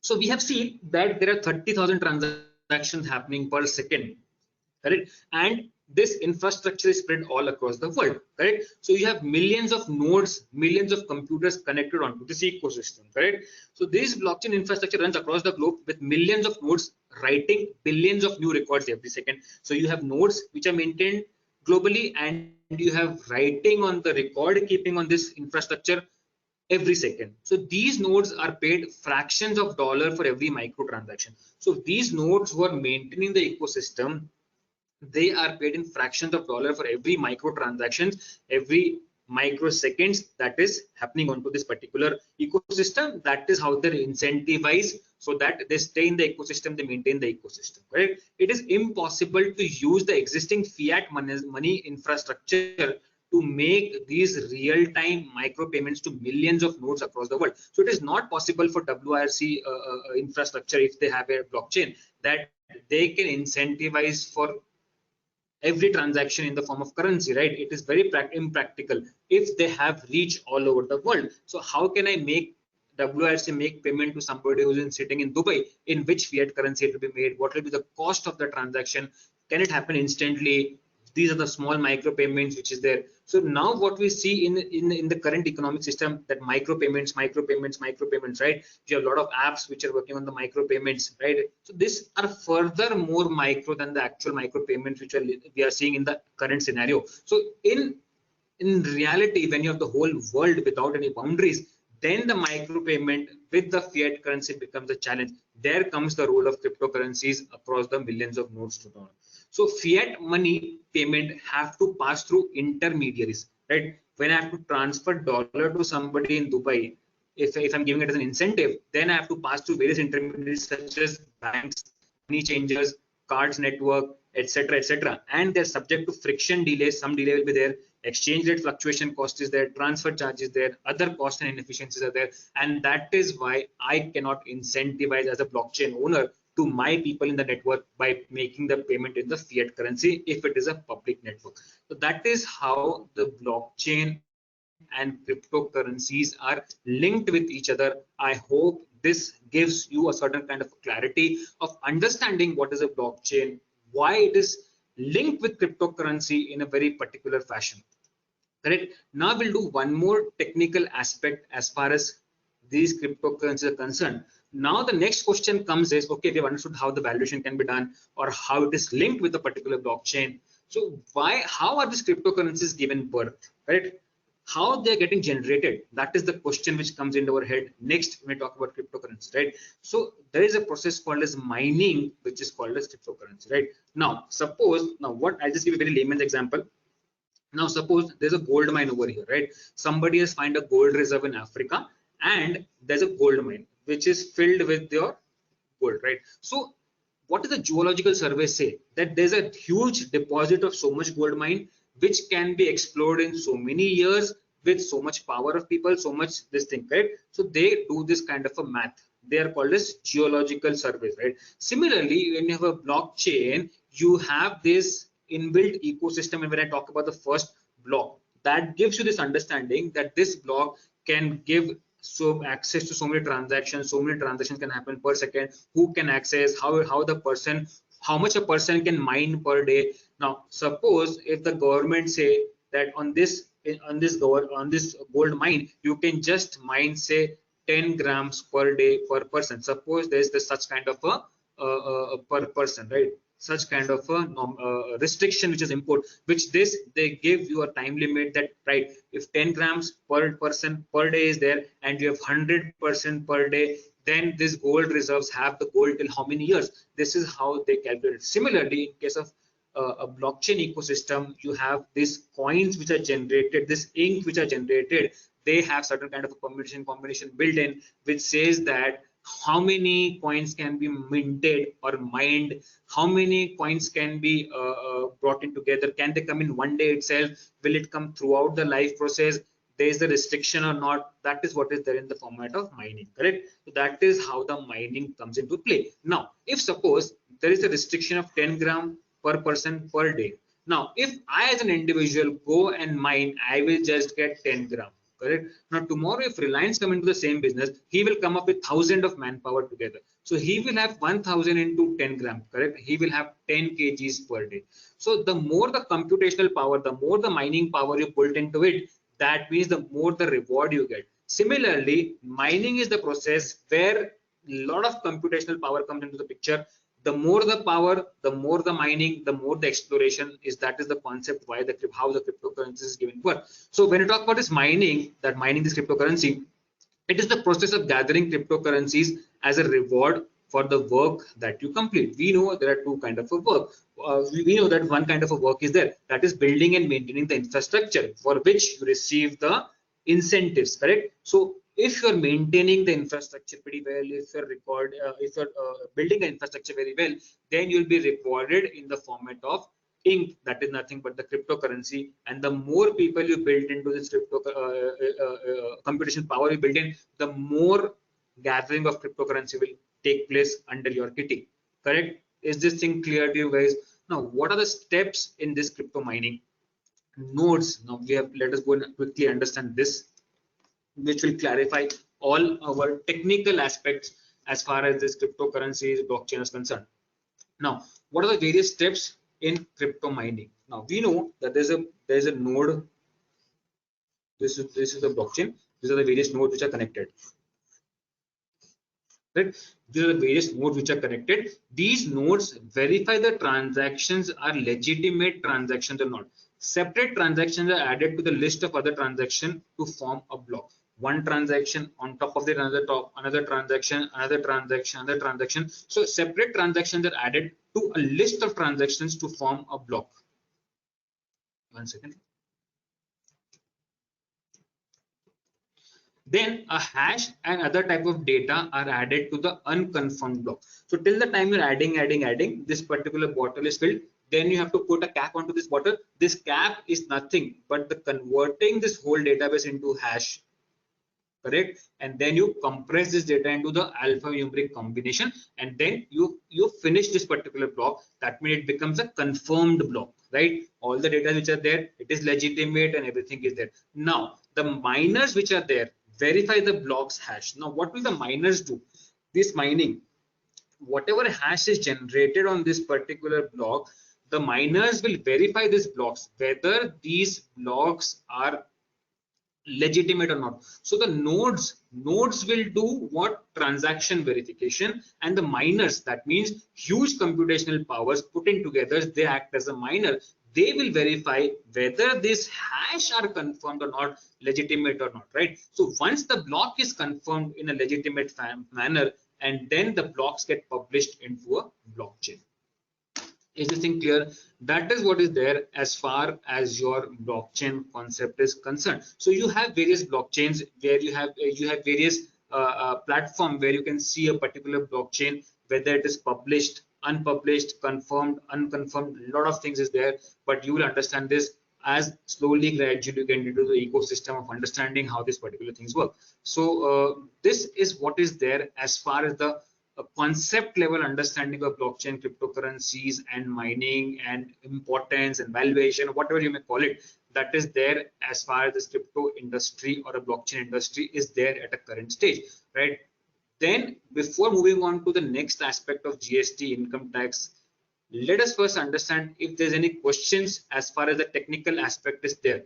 So I would request the organizer, if there's any question, they can shoot it up so that I can try to answer with my limited set of knowledge.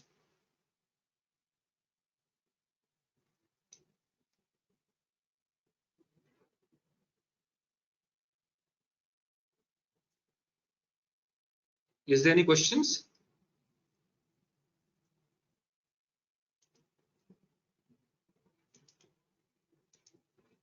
Sir, there was a question. There was. Okay, thank you.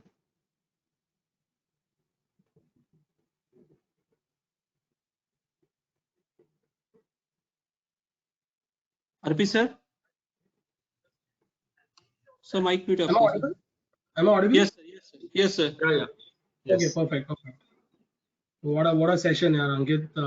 Indeed, back to back, every little concept, every little funda, we've been just throwing it out of park.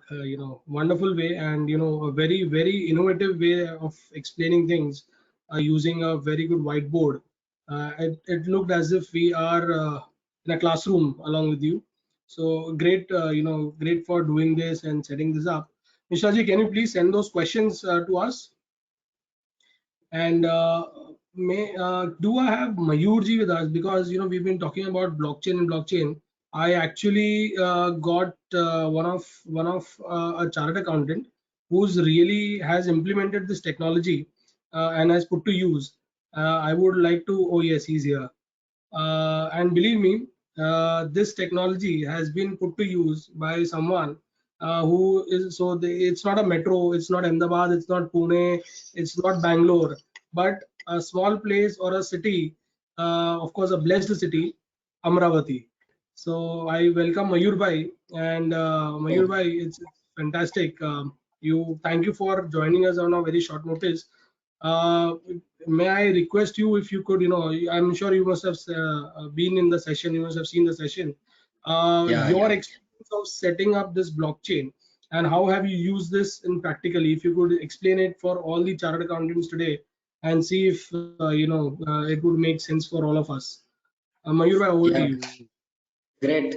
First of all, thanks Arpit bhai for initiating this such fantastic session, and it was a great pleasure in listening Ankit ji, the overall journey of blockchain and just trying to connect all the nodes of the blockchain, in fact, and sharing a better version of the birth story of cryptocurrency. I think every chartered accountant will be having such type of sharing mechanism they may not have attended earlier. Yes. To add with, I was lucky enough to just accidentally attend one of the blockchain session in 2019. And it was a love at first sight, to be very precise. And later on, just I developed keen interest in understanding the technology, and I even completed my professional course on blockchain from IMT Ghaziabad, 7-month course. And during this course generation, we came to know, just right, Ankit bhai has also shared that we need to think beyond cryptocurrency. Cryptocurrency is just one of the byproduct of blockchain technology. So just at the same time, when we started understanding the blockchain and its use case, we came to know that identity and credential management is one of the big issue right now India is facing. Definitely PDP bill is about to come, and then also digital identity will play a very important role. And in the digital identity world, we try to fix out the problem of credential, that is certificates. And what we have noted that as of now, all the credential certificate issued by any learning institute, maybe university, deemed university, academies, training, edtechs, training institutes, lifelong learning, even chartered accountant institute, any institutes you may, short term, long term, and lifelong learning post COVID is one of the biggest fundamental. Okay. So what we noted that currently all the credentials are issued in a physical format or a JPEG or PDF file, and which is not at all secured in fact, because it is just a digital copy, but it's not so digital. So we try to bring this credential management platform on a True Scholar platform, which we built. It is a production version, is live, and it is blockchain powered. So what the beauty of the platform is that all the issuance of credential are done on the platform, and the verification of the credential is also done on the platform itself at a click of button from any of the location world over. So institute, the learner, and the verifying party, everyone is having the single version of truth. That is the crux of the blockchain, the same version of truth. So, and that is encrypted. Like we know that digital signature is encrypted, public key and private key. So what we did, we encrypted the certificate itself. So no one can forge it. 100% original, no forging, no fake documents will be coming to the picture.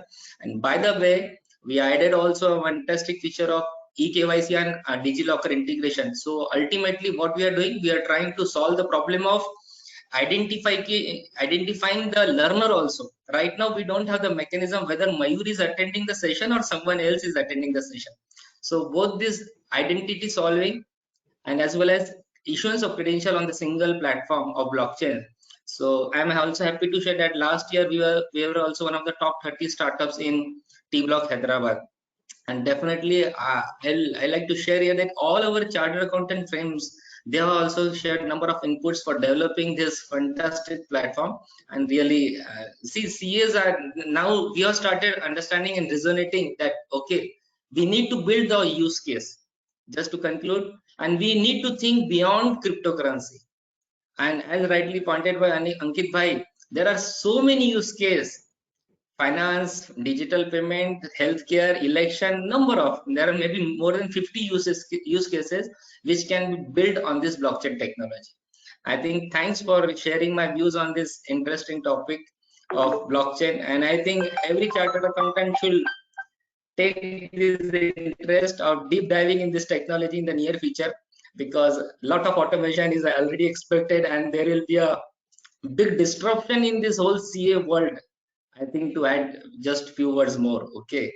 Thank you, Arvind bhai. Thank you, Mayurji. Indeed, I think it's a very innovative idea, and believe me, as mentioned, if you want the truth, may it be through blockchain. And a lot of things can be done. Very, very big idea. It gives a very strong concept actually. And we are in a world right now. We are in an era wherein it is the ideas that sell, may not be the product, but the ideas. And if you can make a great product out of an idea, I think you are a winner. Yeah. Vikas bhai, can we have some comments from you, and then we can take up the question and answers.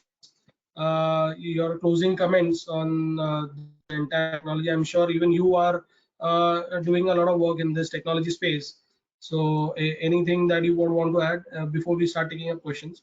And I'm actually trying to accumulate all the questions so that we could take it one by one. Yeah. So.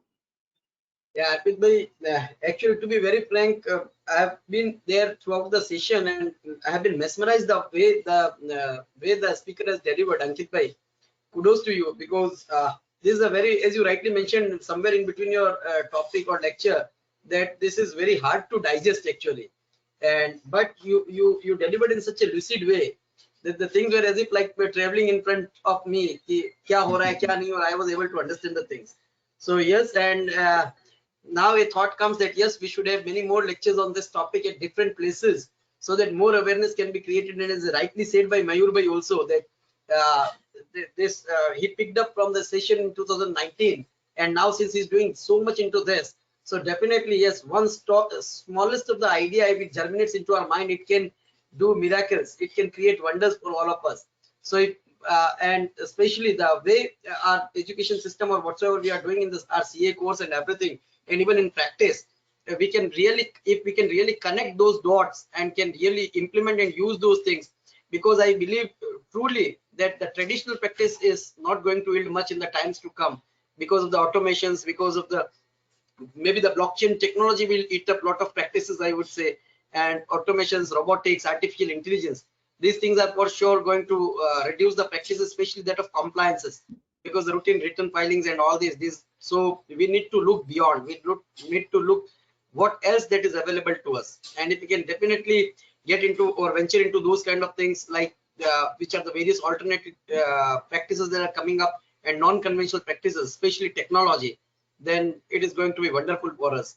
And Arpit bhai seems to be very, very curiously seeing the questions, that what type of questions that have come up. And yes, I am sure, because Arpit bhai also deals with technology so well that he can also answer many of the questions that have been posed over here. But today is Aankit bhai's day, so he'll answer. Thank you, Arpit bhai. Thanks a lot. All Right. might be able to hear now. Aankit bhai.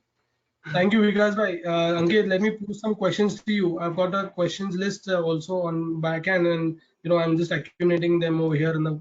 So Siddhant has asked one question. Considering a huge surge in value of cryptocurrencies, there seem to be an extreme rise in the demand for them. Where do you think is this demand coming from? And if you know any sector on that line. So what I would say is that when you talk about this demand supply, what is happening is that as I've already tried to explain you, that there's a certain buyers of this particular crypto, there's certain sellers of this crypto in this particular ecosystem.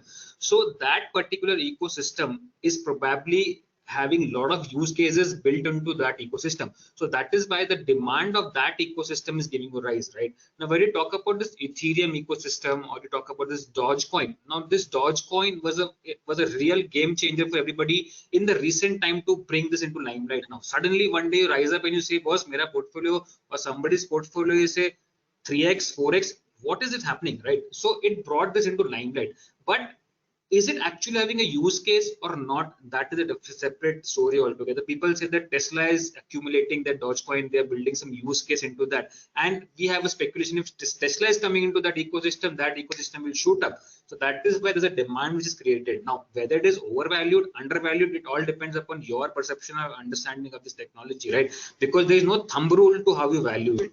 When you talk about this Ethereum, there are a lot of smart contracts which are coming onto this Ethereum platform. Now, when you talk about the smart contracts, I'll play a short video at the end to make you understand what the smart contracts is.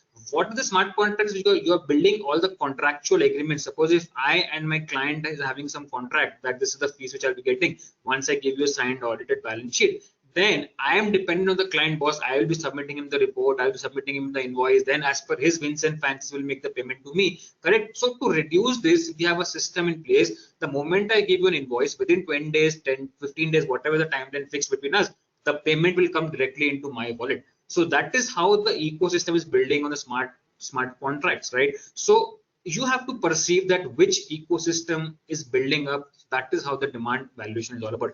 I don't know if Mayurji wants to add into it because he's himself using a particular blockchain. It is I hope it is a private blockchain, but then he can put some more light into the valuation aspect if Mayurji wants to answer that. Yes, sir, definitely. Actually, it's a big ecosystem. Definitely, smart contract is one of the important element of the whole structure because it gives the strength to the automation also and the trigger point also where we need to activate the laws and the regulations. And education world has lot many trigger points. Basically, a simple trigger point I like to say that suppose a student is below 18, he cannot enroll for articleship. That is a trigger point. That is a smart contract element that can be incorporated in the blockchain. Just the same way we incorporated this element in our certificate modulars. This is one of the example, and I think in future a chartered accountant will be more talking on the smart contract in the near future. Smart contract blockchain and smart contract. I in fact I'll just to add here that we need to study more about smart contract and how we can incorporate this smart contract element in this overall blockchain architecture. Right. Next question, Arpit. Arpit bhai, you are not audible.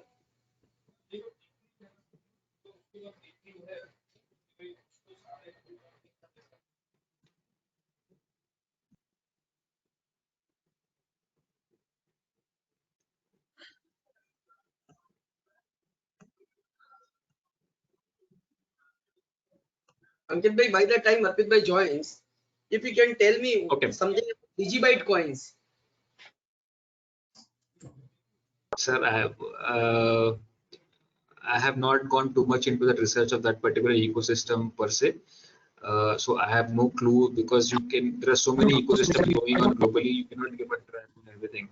So I have no hang-on understanding of that digibyte ecosystem. Mayur bhai, if you can say something on this. No, because right now I am also trying to study new things. In fact, NFT, non-fungible token, is something newer topic which is exciting me as of now to understand in more depth. Yeah. And it will be. I'll be touching a little bit on NFT. Yeah. Please NFT. Absolutely. It will be great. I'm really impressed with the concept of NFT, sir. I mean, this is the new way things will go because we are all connected globally now.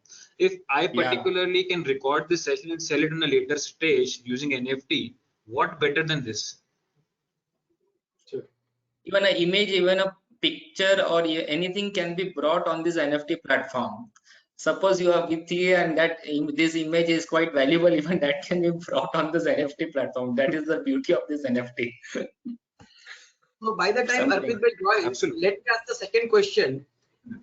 Ankit bhai, how are hash verified, whether they are legitimate or not, as hash are codes which cannot be deciphered? So how are this hash verified, whether they're legitimate or not? So every ecosystem have their own verification processes pre-built into the first block, which I've just told in a very layman's language. Now, how they're verified, it's a whole computer science, which I am not a very expert in deciphering that because I'm not a computer guy. But yes, the programming, the probabilities, the ifs and buts are being given in the code itself, and if all the conditions or trigger point are satisfied, then it can be verified. And whether it is legitimate, what is the next question? Legitimate or not? If all the trigger points are successfully verified, then it is a legitimate transaction, right? That is how the hash are done. And then because the transaction should not be visible to everybody, it is converted into a hash kind of a model, which cannot be deciphered. Next question is: Am I audible? Sorry. Can a demo for any blockchain application is possible? It will give more clarity for the technology. Can we have a demo? Such kind of things can be done. Sir, I'll not touch upon that point of time because if I have to take the demo, that can be a different session altogether. So I will not touch upon that point of time. But you can go and check etherscan.com, ETHERSCAN.com. there you can understand how the transaction is happening, confirmed, unconfirmed, how much time a particular transaction is taking for confirmation and everything. So that I'm not going to touch up at this point of time with the limited scope of time, because I have to now cover the taxation aspect also. Yes. Arpit bhai, have you joined? Am I audible? Question number Am 3 I have audible? been Arpit bhai. 4th onwards you have to see. Uh, No, I was actually I was there, but I'm just trying to handle this. Your voice is not clear, Arpit bhai. Network.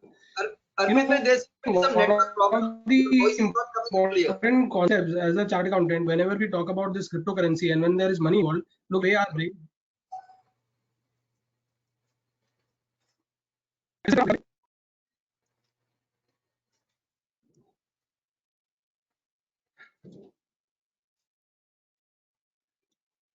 There seems to be some network problem with Arpit bhai, I think. So Okay. let us. Anyways, I have. Just a second. Arpit bhai is calling me. Just a second. Hold on. Arpit bhai. हाँ फटाफट मिल जाएगा. Questions ले लो ना. Or he has to cover taxation. Let him cover taxation. Start the taxation part. So his voice is coming. So Aankit bhai, you are yet to take taxations as well. So Yes. फटाफट. So let's just move on to the aspect. Okay. Sir, Aankit ji, if you are comfortable, what we can do is we can have 5 minutes on the question answers, and whichever question answer seems to be important to you, you can take those rest. We can drop. No. So what is there now is that there are certain questions regarding to transactions, which I'll be covering in my taxation aspect. Let us jump to the transaction aspect, taxation aspect, and then in the last we'll have next 5 minutes for the question answer. Sure, surely. Okay. Okay, thank you, team. Thank how you. do I share my Thank you, Mayur ji. How do I share? How do I share my screen now? Is my screen visible now? Is my screen visible? नहीं sir दे रहा हूँ sir. अंकित sir दे रहा हूँ sir. Hello, ये newspaper की रद्दी के लिए. Okay. Now let us. I hope the screen is visible now. Yes. Okay. Now let us just jump onto the aspect of taxation per se.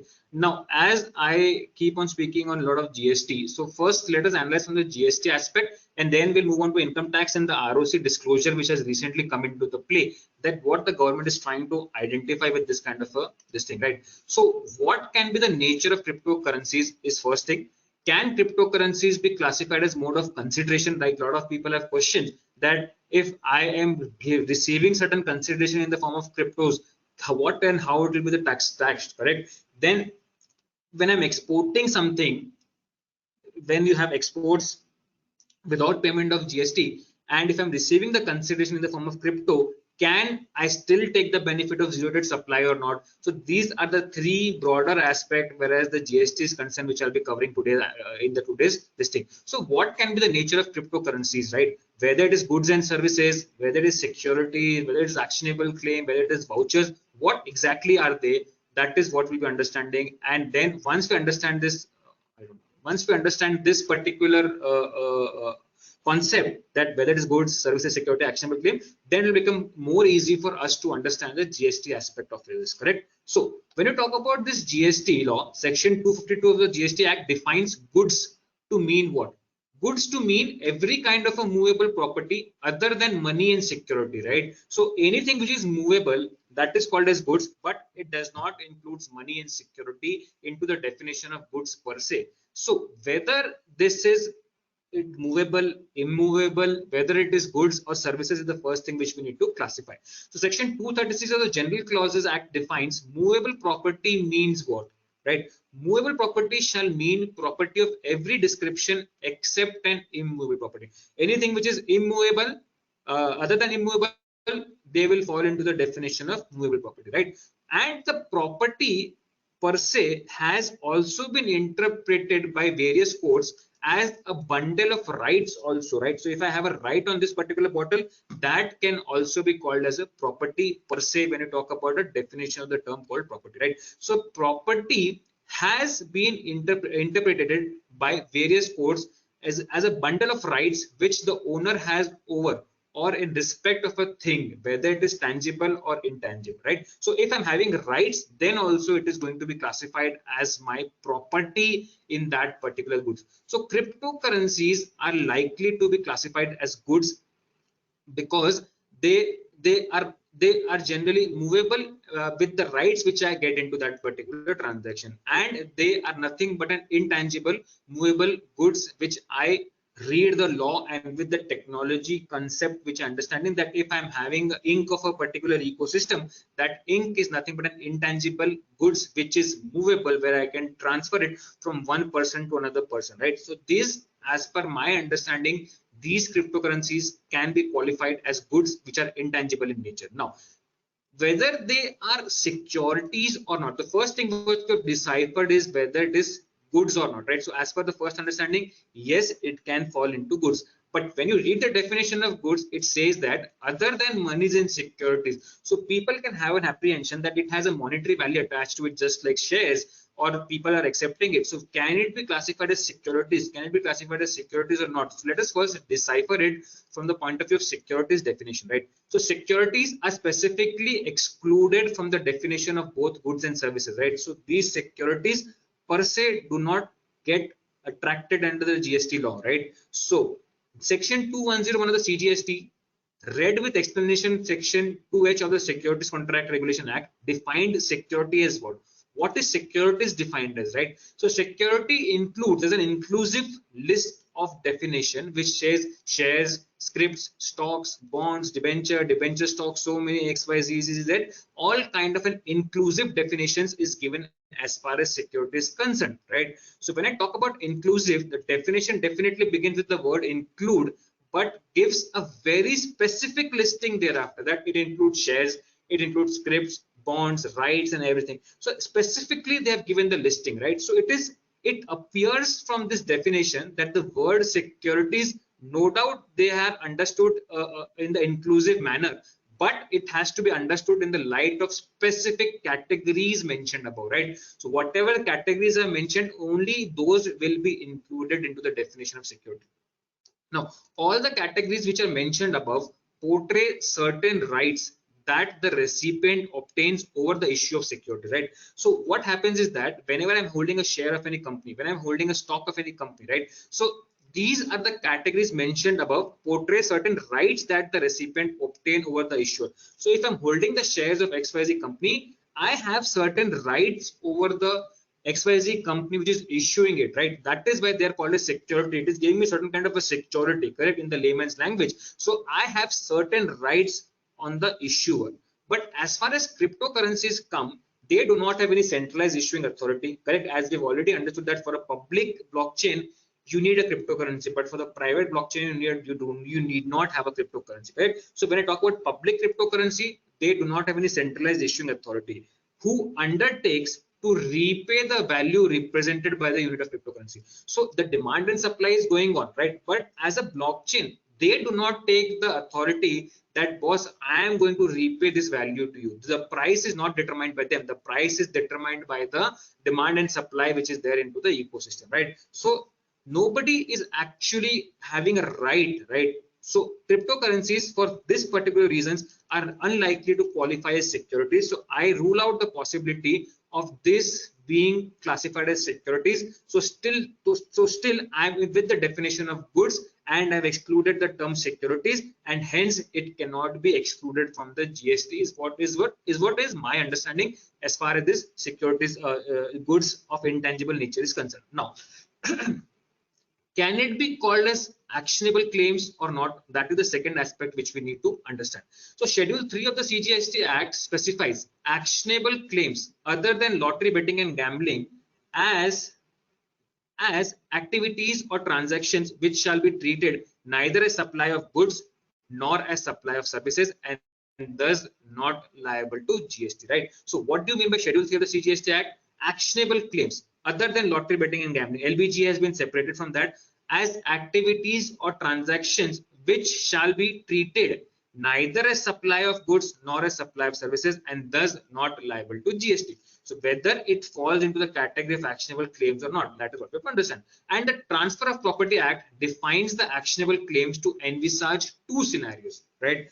It is giving us two scenarios where it is said that you can claim by doing certain action onto it or not, right?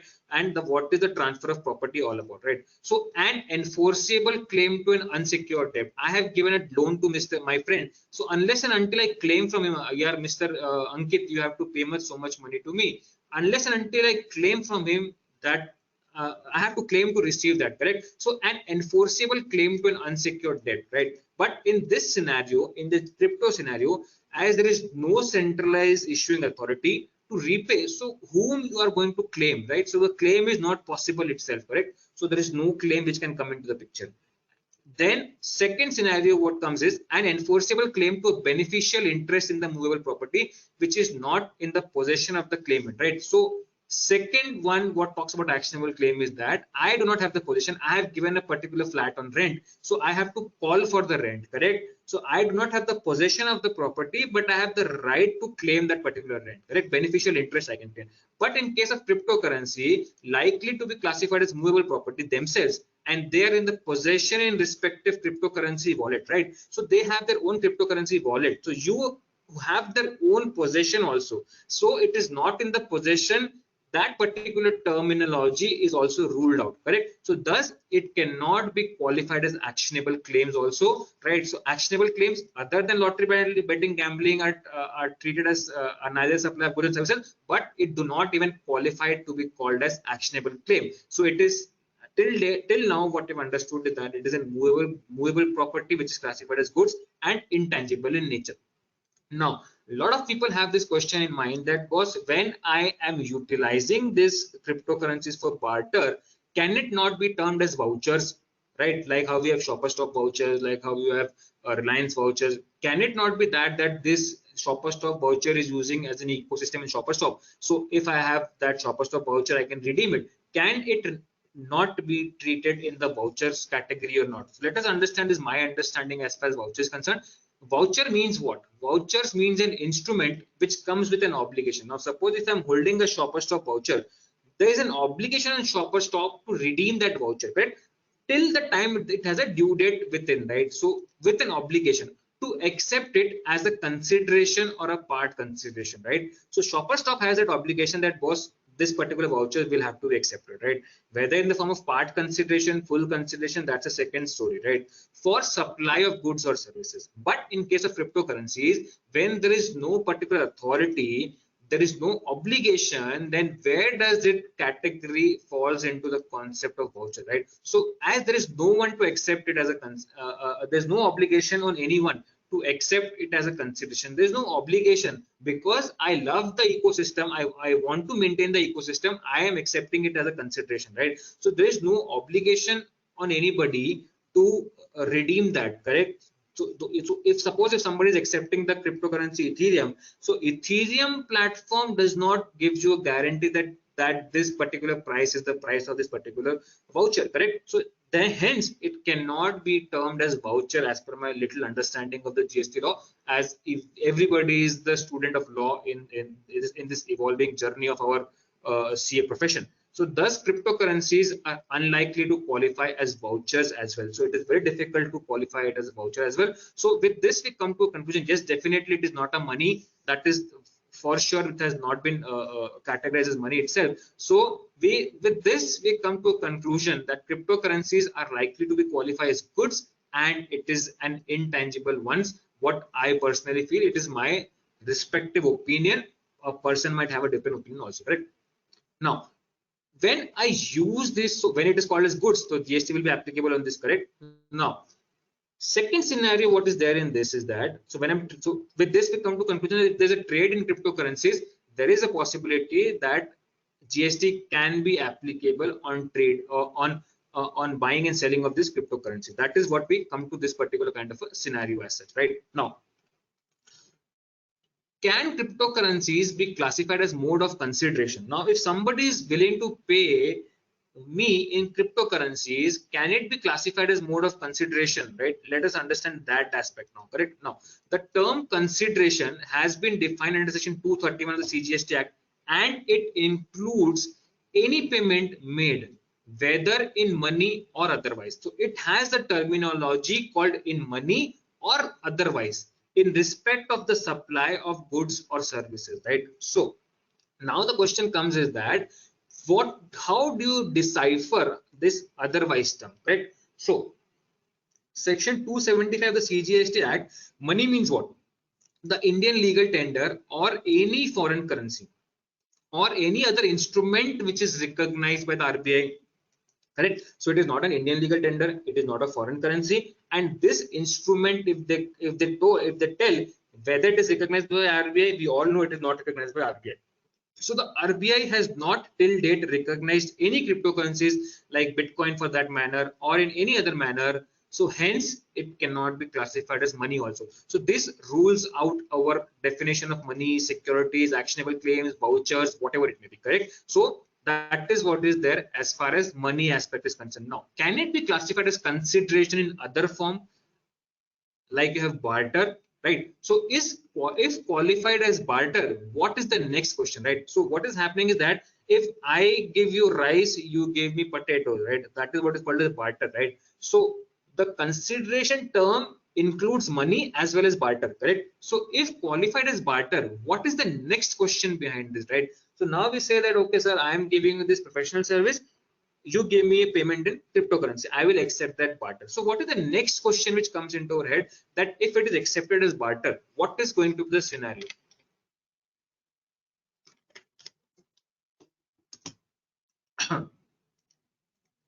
So which leg of the transaction would qualify as a consideration and which leg of the transaction would qualify as supply? Very, very, very important aspect what is coming over here is that, as we know that cryptocurrency itself is an actionable claim, correct?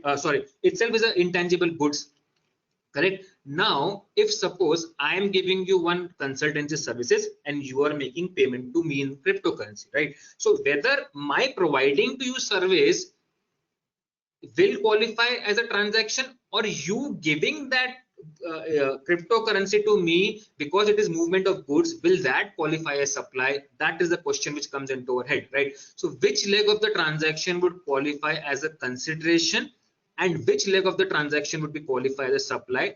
That becomes a critical question when you're talking about a barter into a particular scenario, correct? Because both are goods, correct? So whether it is supply of goods or services or it is supply of intangible goods, that question remains in case when it is called as barter. It will depend case to case basis that whether a consideration, when you enter into an agreement, whether the consideration is in the form of cryptos, or say I say that if you give me this crypto, I will do this service to you, correct? So what is in supply over there and what is the consideration over there, that would depend case to case basis on an individual level. So how will the value be ascribed to such consideration for the purpose of levying of GST? So whichever leg of your transaction, if you are able to identify that this is a supply, that is consideration, and this is supply, then how do you value this particular consideration, right? So the GST can be applicable at two levels now.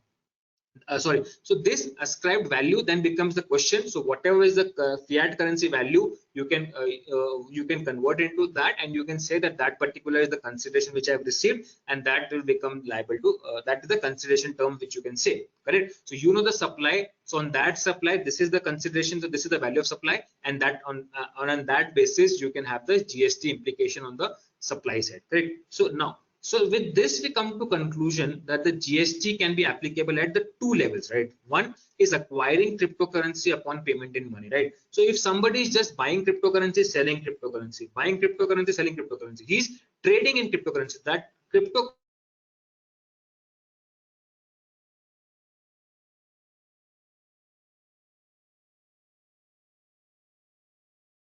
Ankit bhai, you're not able to hear you. Voice has gone, Ankit bhai. Ankit bhai, sorry, again your voice, you lost your voice. I think it's a Labor Day, so they will make us do some hard labor actually today. So let's please do a hard boot again. Yeah, come and join us again.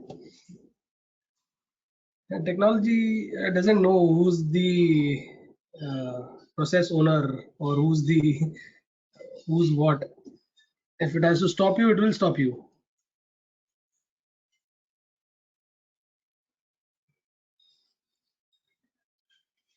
Arpit bhai, because technology is supreme. Technology is Absolutely. master now. It's this supreme thing, yes. We are all slaves now, I think very soon. Since good that we are learning technology, but we'll soon be slaves, it looks like.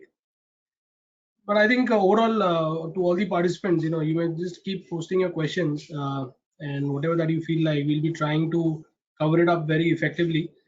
And so far, I really hope all of you are having a great insight Am I on audible? everything that we're doing. Yeah, Ankit, you are.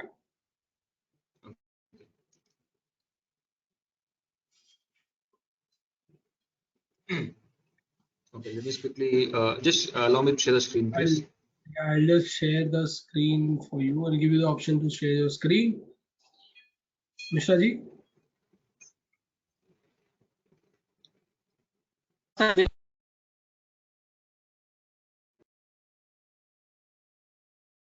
Yes. Put it So up. my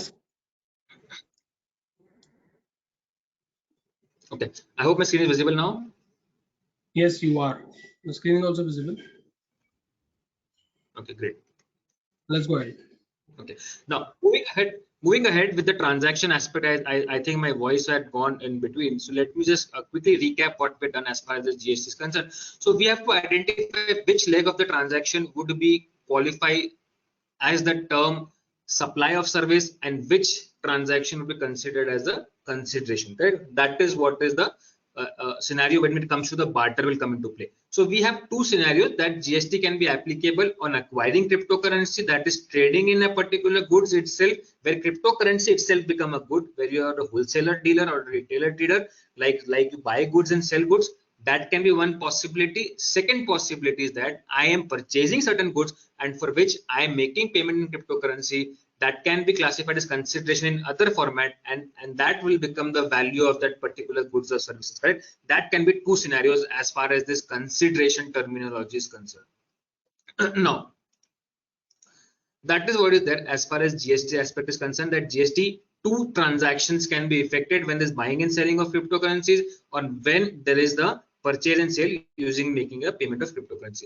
Third leg, when you talk about the zero rate supply, we know that under GST, to avail the benefit of zero rate supply, you have to receive the consideration into the convertible foreign exchange which is required, right? So whether as per FEMA, can it be called as your consideration in convertible foreign exchange or not? And if not, then I will go away with all the benefit of zero rate supply. So as per FEMA, it is difficult for cryptocurrencies to qualify as convertible foreign exchange. So hence, if you are doing a zero rate supply and you're receiving the consideration in the foreign currency, then I see that the benefit of zero rate supply goes away, and then the GST would be applicable on that particular transaction as far as the GST aspect is concerned. Now, a lot of questions are there that what will happen in case of a crypto exchange. So if you are running a crypto exchange, you are just creating a marketplace where there are buyers of cryptocurrencies and seller of cryptocurrency, and as an exchange what you get is just a commission amount of that, correct? So you are generating a revenue by creating a marketplace where you are just making the buyer and seller meet, and you generate certain revenue, and on that revenue you apply GST and you make the payment of GST, is what we have been telling to our clients. And as far as this the whole space is concerned, that is how the whole globally also people are following as far as exchange is concerned, correct? And to start an exchange, there is no specific guidelines as such that what rules should be followed, what rules should be followed. But yes, till today's news, what is there that now today there came a news that ICICI's bank is going away from the crypto exchanges. But otherwise than that, there are a lot of banks which are providing facilities to these crypto exchanges where they're regulating the movement of money, right? So if buyer is there and seller are there, then on the Bitcoin exchange, cryptocurrency exchange, they can buy and sell these cryptocurrencies, and then the exchange will generating the revenue, and on that revenue, That is the service what they're providing, and on that GST would be applicable. That is what is there as far as the GST aspect of this cryptocurrency space is concerned. So firstly, it is in my view, it is qualified as goods which can be intangible, and secondly, it cannot be qualified as securities, it cannot be qualified as actionable claim, it cannot be qualified as vouchers. And thirdly, if it is considered as a mode of consideration, then the value of supply would be equal to that particular consideration, which is equivalent to that particular cryptocurrency, is what is my understanding. And if you're exporting and receiving cryptocurrencies, then you lose out on the receipt of convertible foreign exchange, and then you will have to pay the GST on that particular transaction also. That is what is up to my limited understanding of the technology and the terminologies which is there in the law. Now, jumping from GST to income tax aspect now. Correct. There is no specific provision in law. We know that as far as GST is concerned, income tax is concerned, both ways there is no specific provision. But we know that income tax of India sorts to tax income irrespective of its form, whatever it may be form is, you have to pay tax in India, right? So what are the probable activities where this cryptocurrencies trading is concerned? So you are mining. We have seen the mining concept, that is how the cryptocurrency is generated. You are holding this cryptocurrencies held as investments being transferred in the exchange for real currency, right? So what is happening? I have transferred real currency INR into a crypto exchange, and from that crypto exchange I have converted into Bitcoin, and I have kept it into my Bitcoin wallet, right? So Bitcoin held as an investment being transferred in exchange for real currency, right? So I have given real currency and I have taken Bitcoin. Now third can be as an investment purpose. Third can be Bitcoin which are purchased using the fiat currency. They are held as stock in trade for being transferred in exchange for real currency, right? So I bought the Bitcoin and I'm doing a lot of trading with that Bitcoin. Then it is held as stock in trade, and how the tax will be implicated. Now, Bitcoin being received as consideration on sale of goods and services, that is, and from the income tax aspect, that is also will be covering. Now, mining, when you talk about, it is a self-generated capital asset. The machines are working 24/7. All the nodes are working 24/7, and you get this as a reward to work in that ecosystem, right? So it is a self-generated capital asset, right? So what is going to be the cost of acquisition? That is the question what you have to identify when you talk about this self-generated capital assets. Hence, in further sale of in the ordinary course, so I have generated crypto asset, right? So what is going to be the cost when I'm selling that self-generated asset, right? So hence in further sale in the ordinary course, this capital gain will not be applicable because the cost of acquisition is a question mark. But what can be challenged as a consultant if I say that capital gain is not there? But what can be the department's view on this? What can be the challenge? So department may not consider it as capital asset only, right? Department will solve what you're talking about self-generated. It is not a capital asset itself, right? So it may consider it as income from other source, and then you have a question and answer going on, and that is how you explain things and do everything, right? Now, Bitcoin held as investment being transferred in exchange for real currency, right? So I am holding it as an investment asset, right? So I bought Bitcoin say 3 years back, and the appreciation in value would give rise to a long-term capital gain or a short-term capital gain depending upon the period I am holding. So I'm holding for 3 years, 5 years, 7 years, and depending on that, the long-term capital gain, and then if I convert that crypto into fiat currency again, so the long-term capital gain would be taxed at the flat rate of 20%, while short-term capital gain would be taxed at individual slab rates. But here again, the challenge is that if the department contends that, boss, it is not a capital asset only, you will not get the benefit of your indexation, and the whole income would be taxed at the normal rate. So that can be again a challenge which you have to answer, right? Now, if it is held as stock in trade, it is in the regular course of business. That means you are into trading of cryptocurrencies. So Bitcoin trading activity would give rise to income from businesses taxed as per individual slab rates. That can be one scenario, right? Now, Bitcoins being received as consideration on sale of goods and services. If I'm receiving it as consideration, it shall be treated on par with receipt of money. So whatever consideration I'm receiving it as a money. So it would be constitute income in the hands of recipient. So it will be reflected into my sales. It will forming as an income into my hands of the recipient, and hence this recipient received this income out of a business or profession.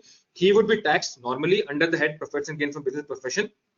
is what my view as far as the income tax aspect is concerned of various activities of these cryptocurrencies is concerned. Now, there is one question which is there in the mind of a lot of people, that when I purchase one cryptocurrency into Bitcoin, into one exchange, then I pair it with crypto to crypto, that by selling Bitcoin, I'm buying Ether. By selling Ether, I buy Digibyte. By selling Digibyte, I buy another cryptocurrency. Then there is no involvement of cryptocurrency, but just mark my word, all these transactions that are happening individually will have to be reported, or a record must be kept into for that particular transaction, that what forms a trail of that particular transaction, right? So you will have to keep the trail ready whenever there is a notice as far as this crypto transactions are concerned for your clients or anybody of that manner. So you have to guide your client accordingly of these kind of possible scenarios of far as taxation is concerned. Now, as far as income tax is concerned, there is no specific disclosure requirement of Bitcoin in the income tax return form.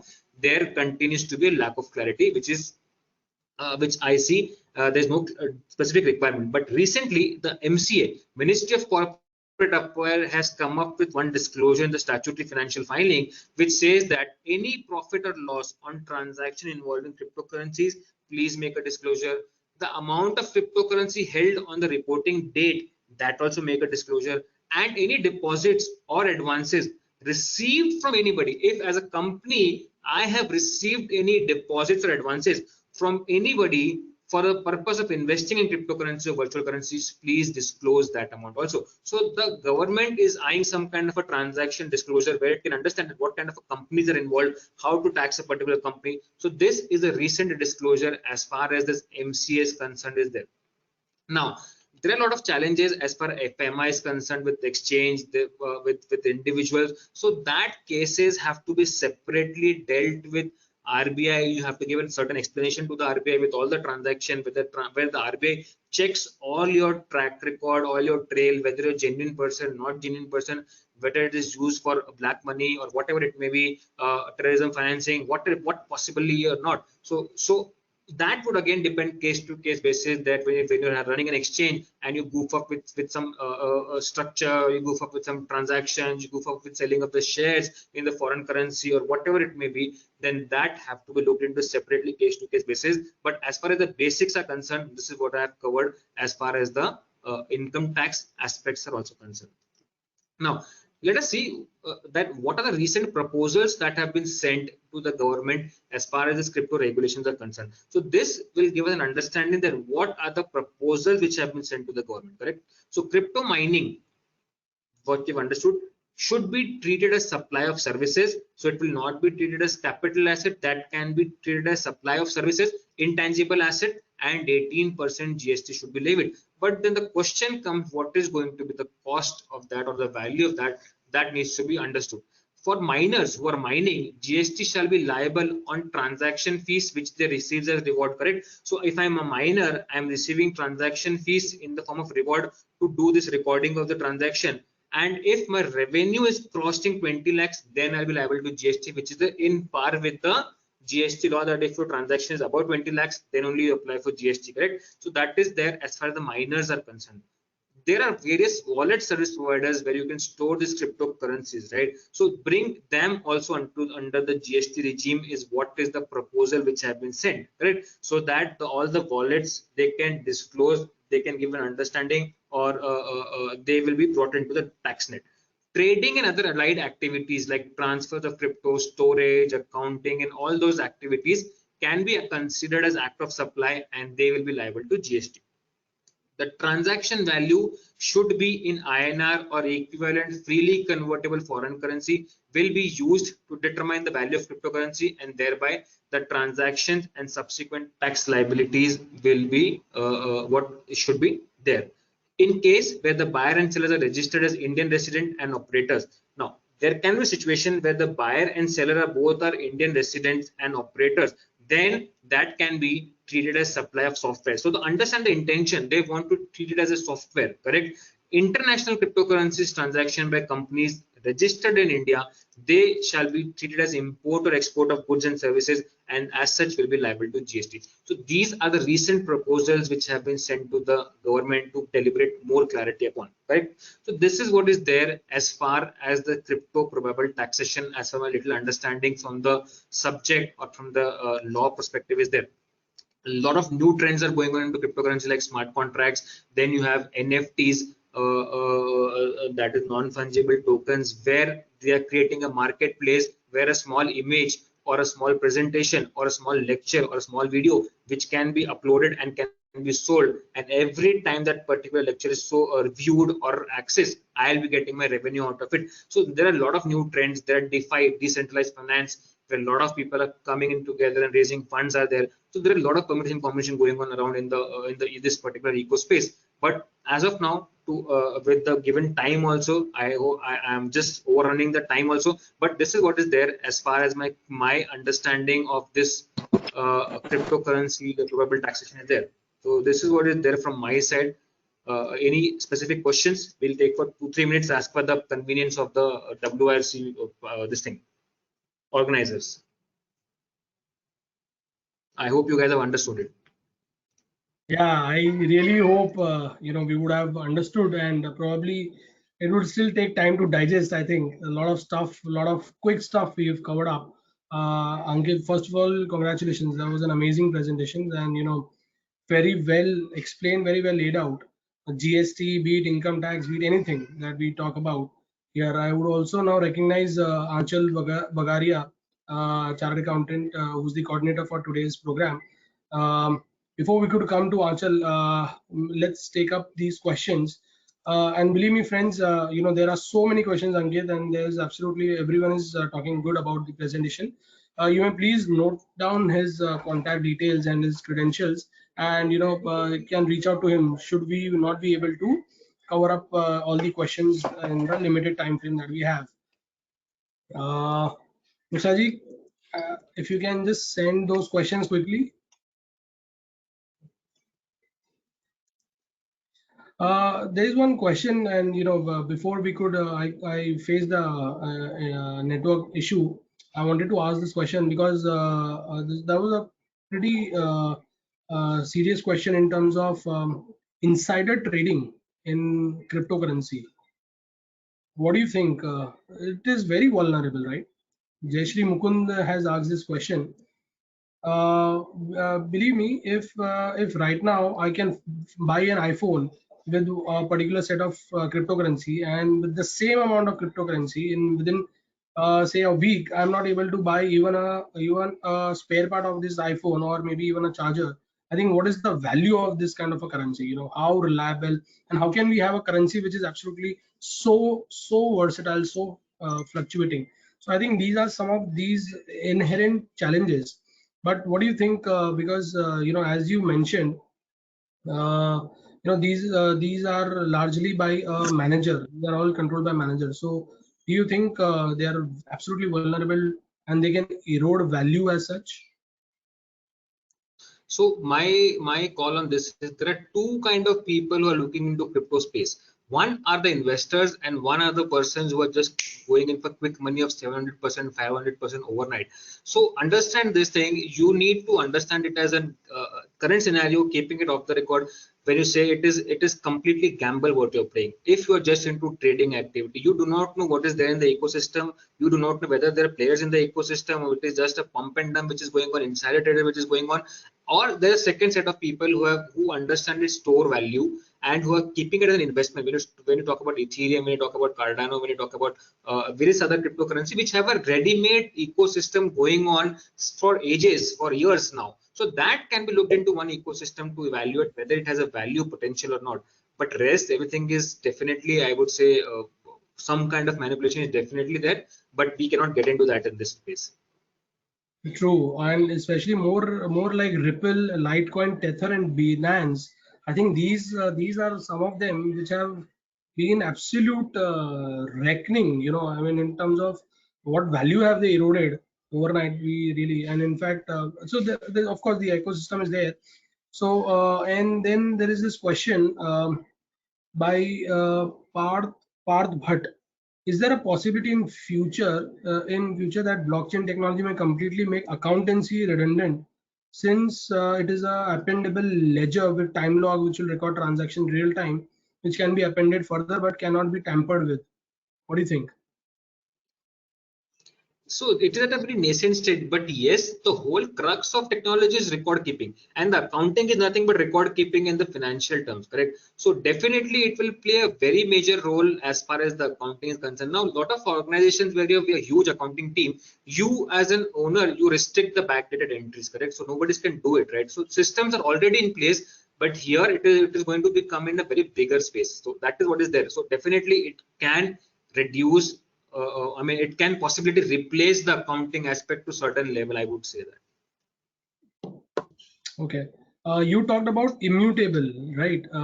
So if a transaction is recorded wrongly and blockchain is immutable, how can we rectify wrongly recorded transactions?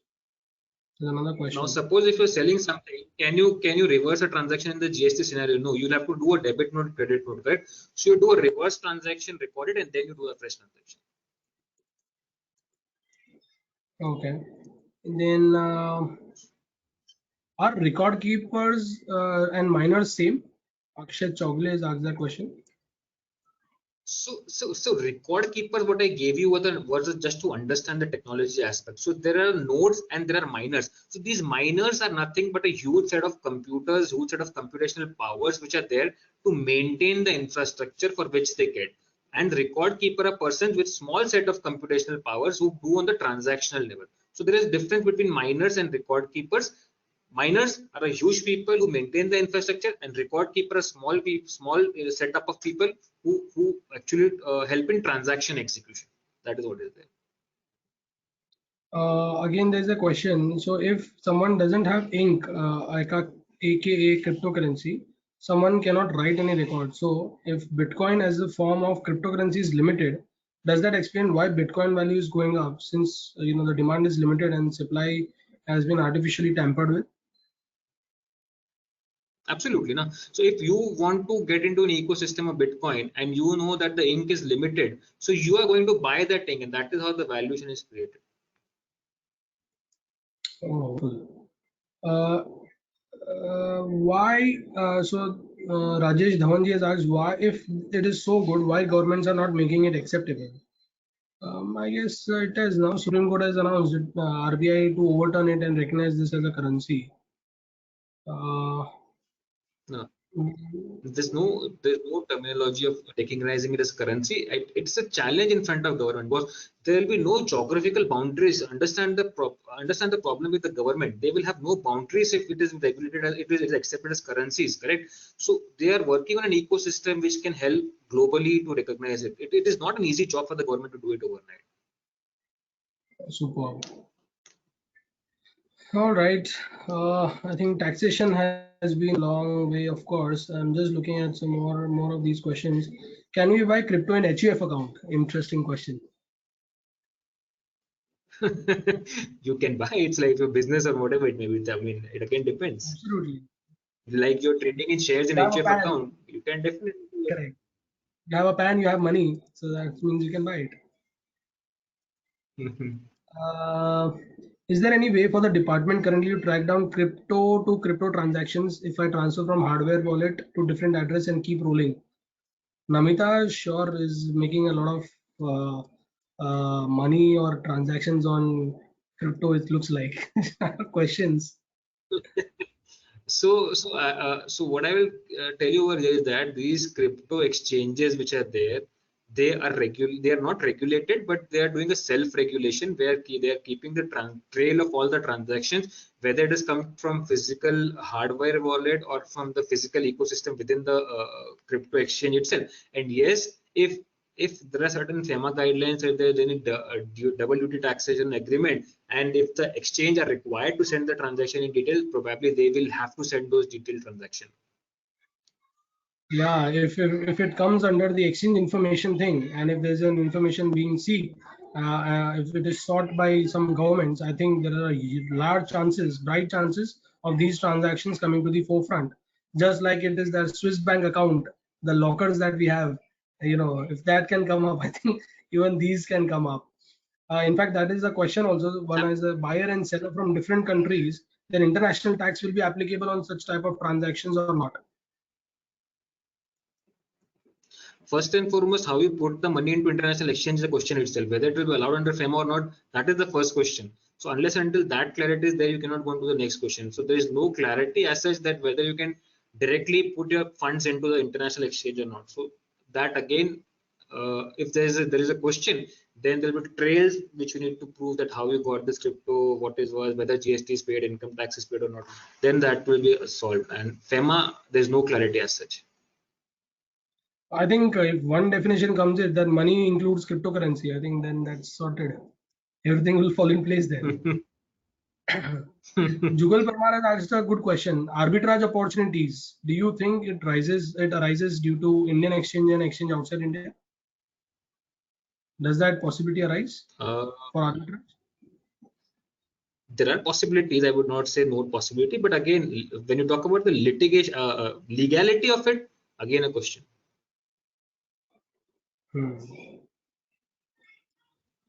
Okay.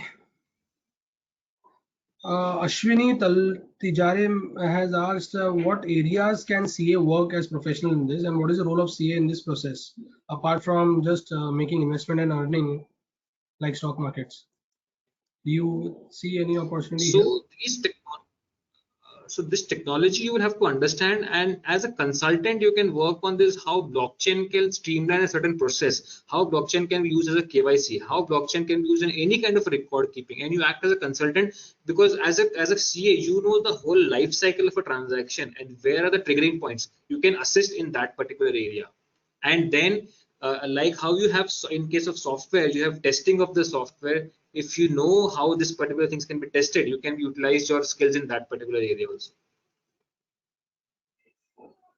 Okay, so someone has asked about WazirX and then coin switch and all of this. I'm sure, see, all of these are very subjective and they are very pretty market oriented questions. So maybe you can take it offline. We're not able to take this on this platform.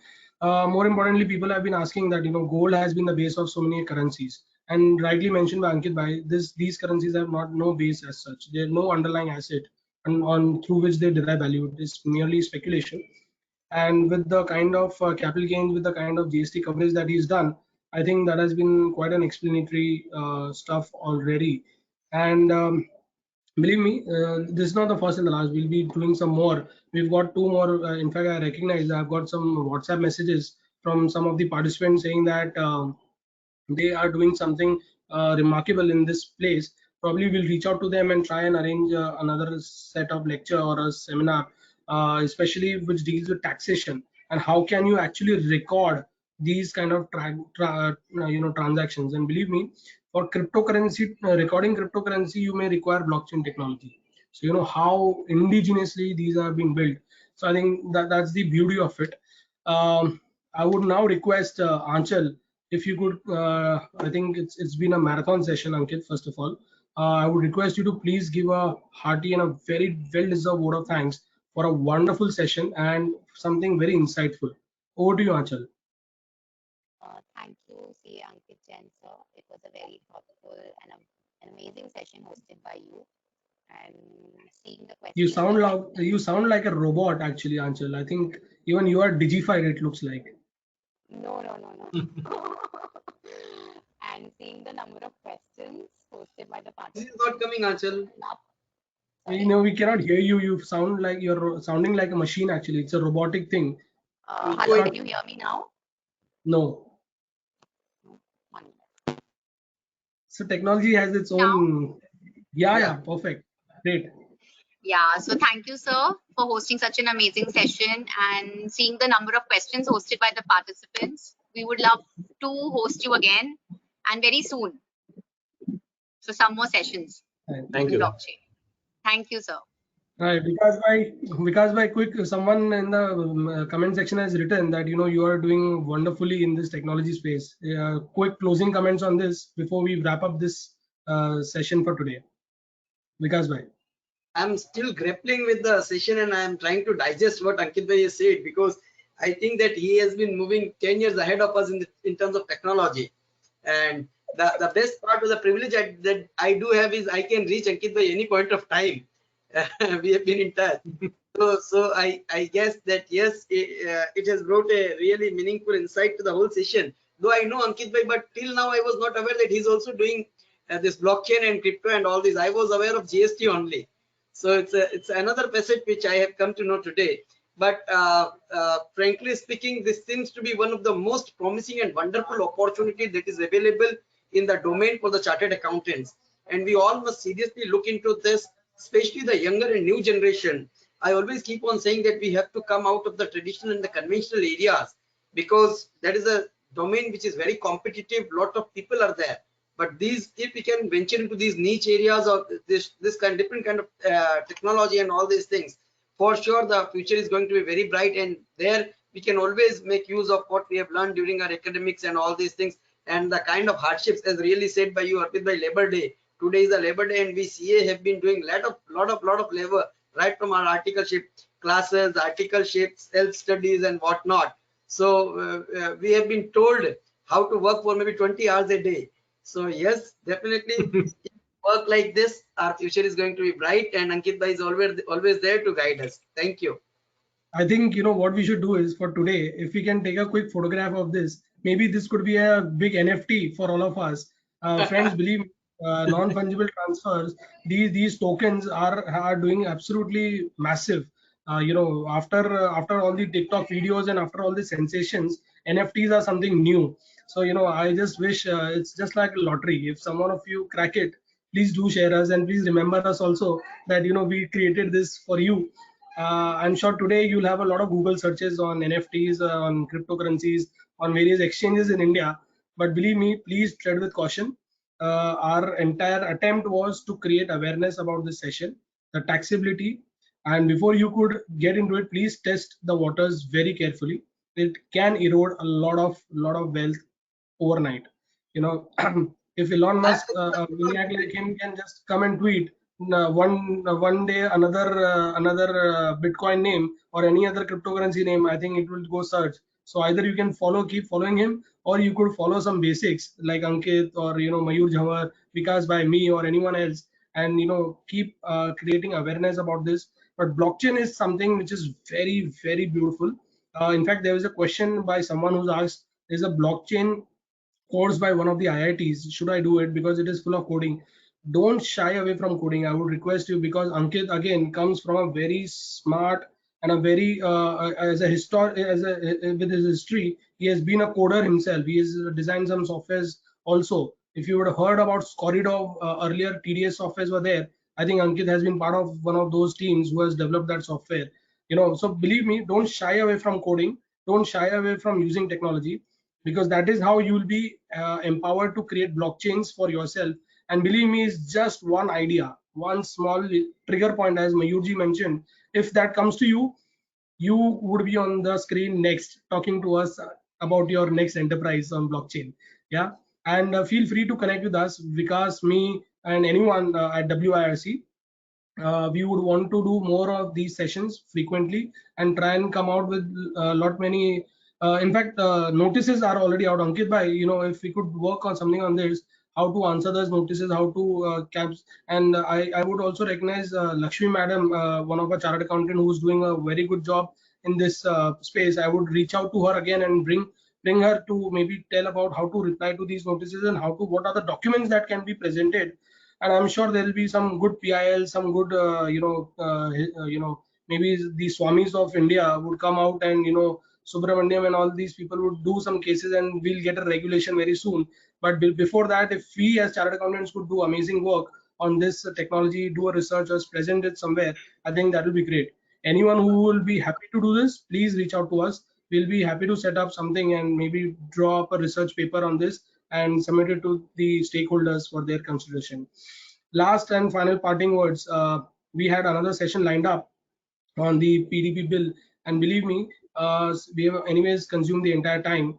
The bill that is there, what we'll try and do is we'll do it on another day. We'll schedule it and we'll send the link to all of you, and maybe we'll catch up again for that session, because I wanted to cover this in a very much effective manner, and therefore I thought of taking this time effectively, bring in some actual demonstration of products. But due to some logistic issues, we couldn't do it. But however, we got some people who could do this, so that's how we have done this today. But on the bill part, on the GDRP and the PDP bill, we'll have this session once again. We'll have a full-fledged 1.5 hour, 2 hour thing, and the link of that will be shared to the participants of this program today, so that they can have this entire session. On these notes, thank you for staying with us on this wonderful day today. You have Ankit's credentials, you have our logistics. You can reach out to us if you have any further questions. And from on behalf of WIRC, we really thank the speaker today. We really thank Rohit ji. We really thank Mayur and all of us who had joined us to ensure that this program was a good program. I hope you enjoyed, you learned a lot. Stay in connect. We are here to do some more stuff, and please feel free to reach out in case of any further clarification. Thank you. Stay safe. Take care. Bye. Thank you, everybody. Thank you, WR. Thank you. Mishra ji, please stop the recording and upload for further viewing. Thank you, Subhash Mishra, for Okay, sir. handling the logistics properly.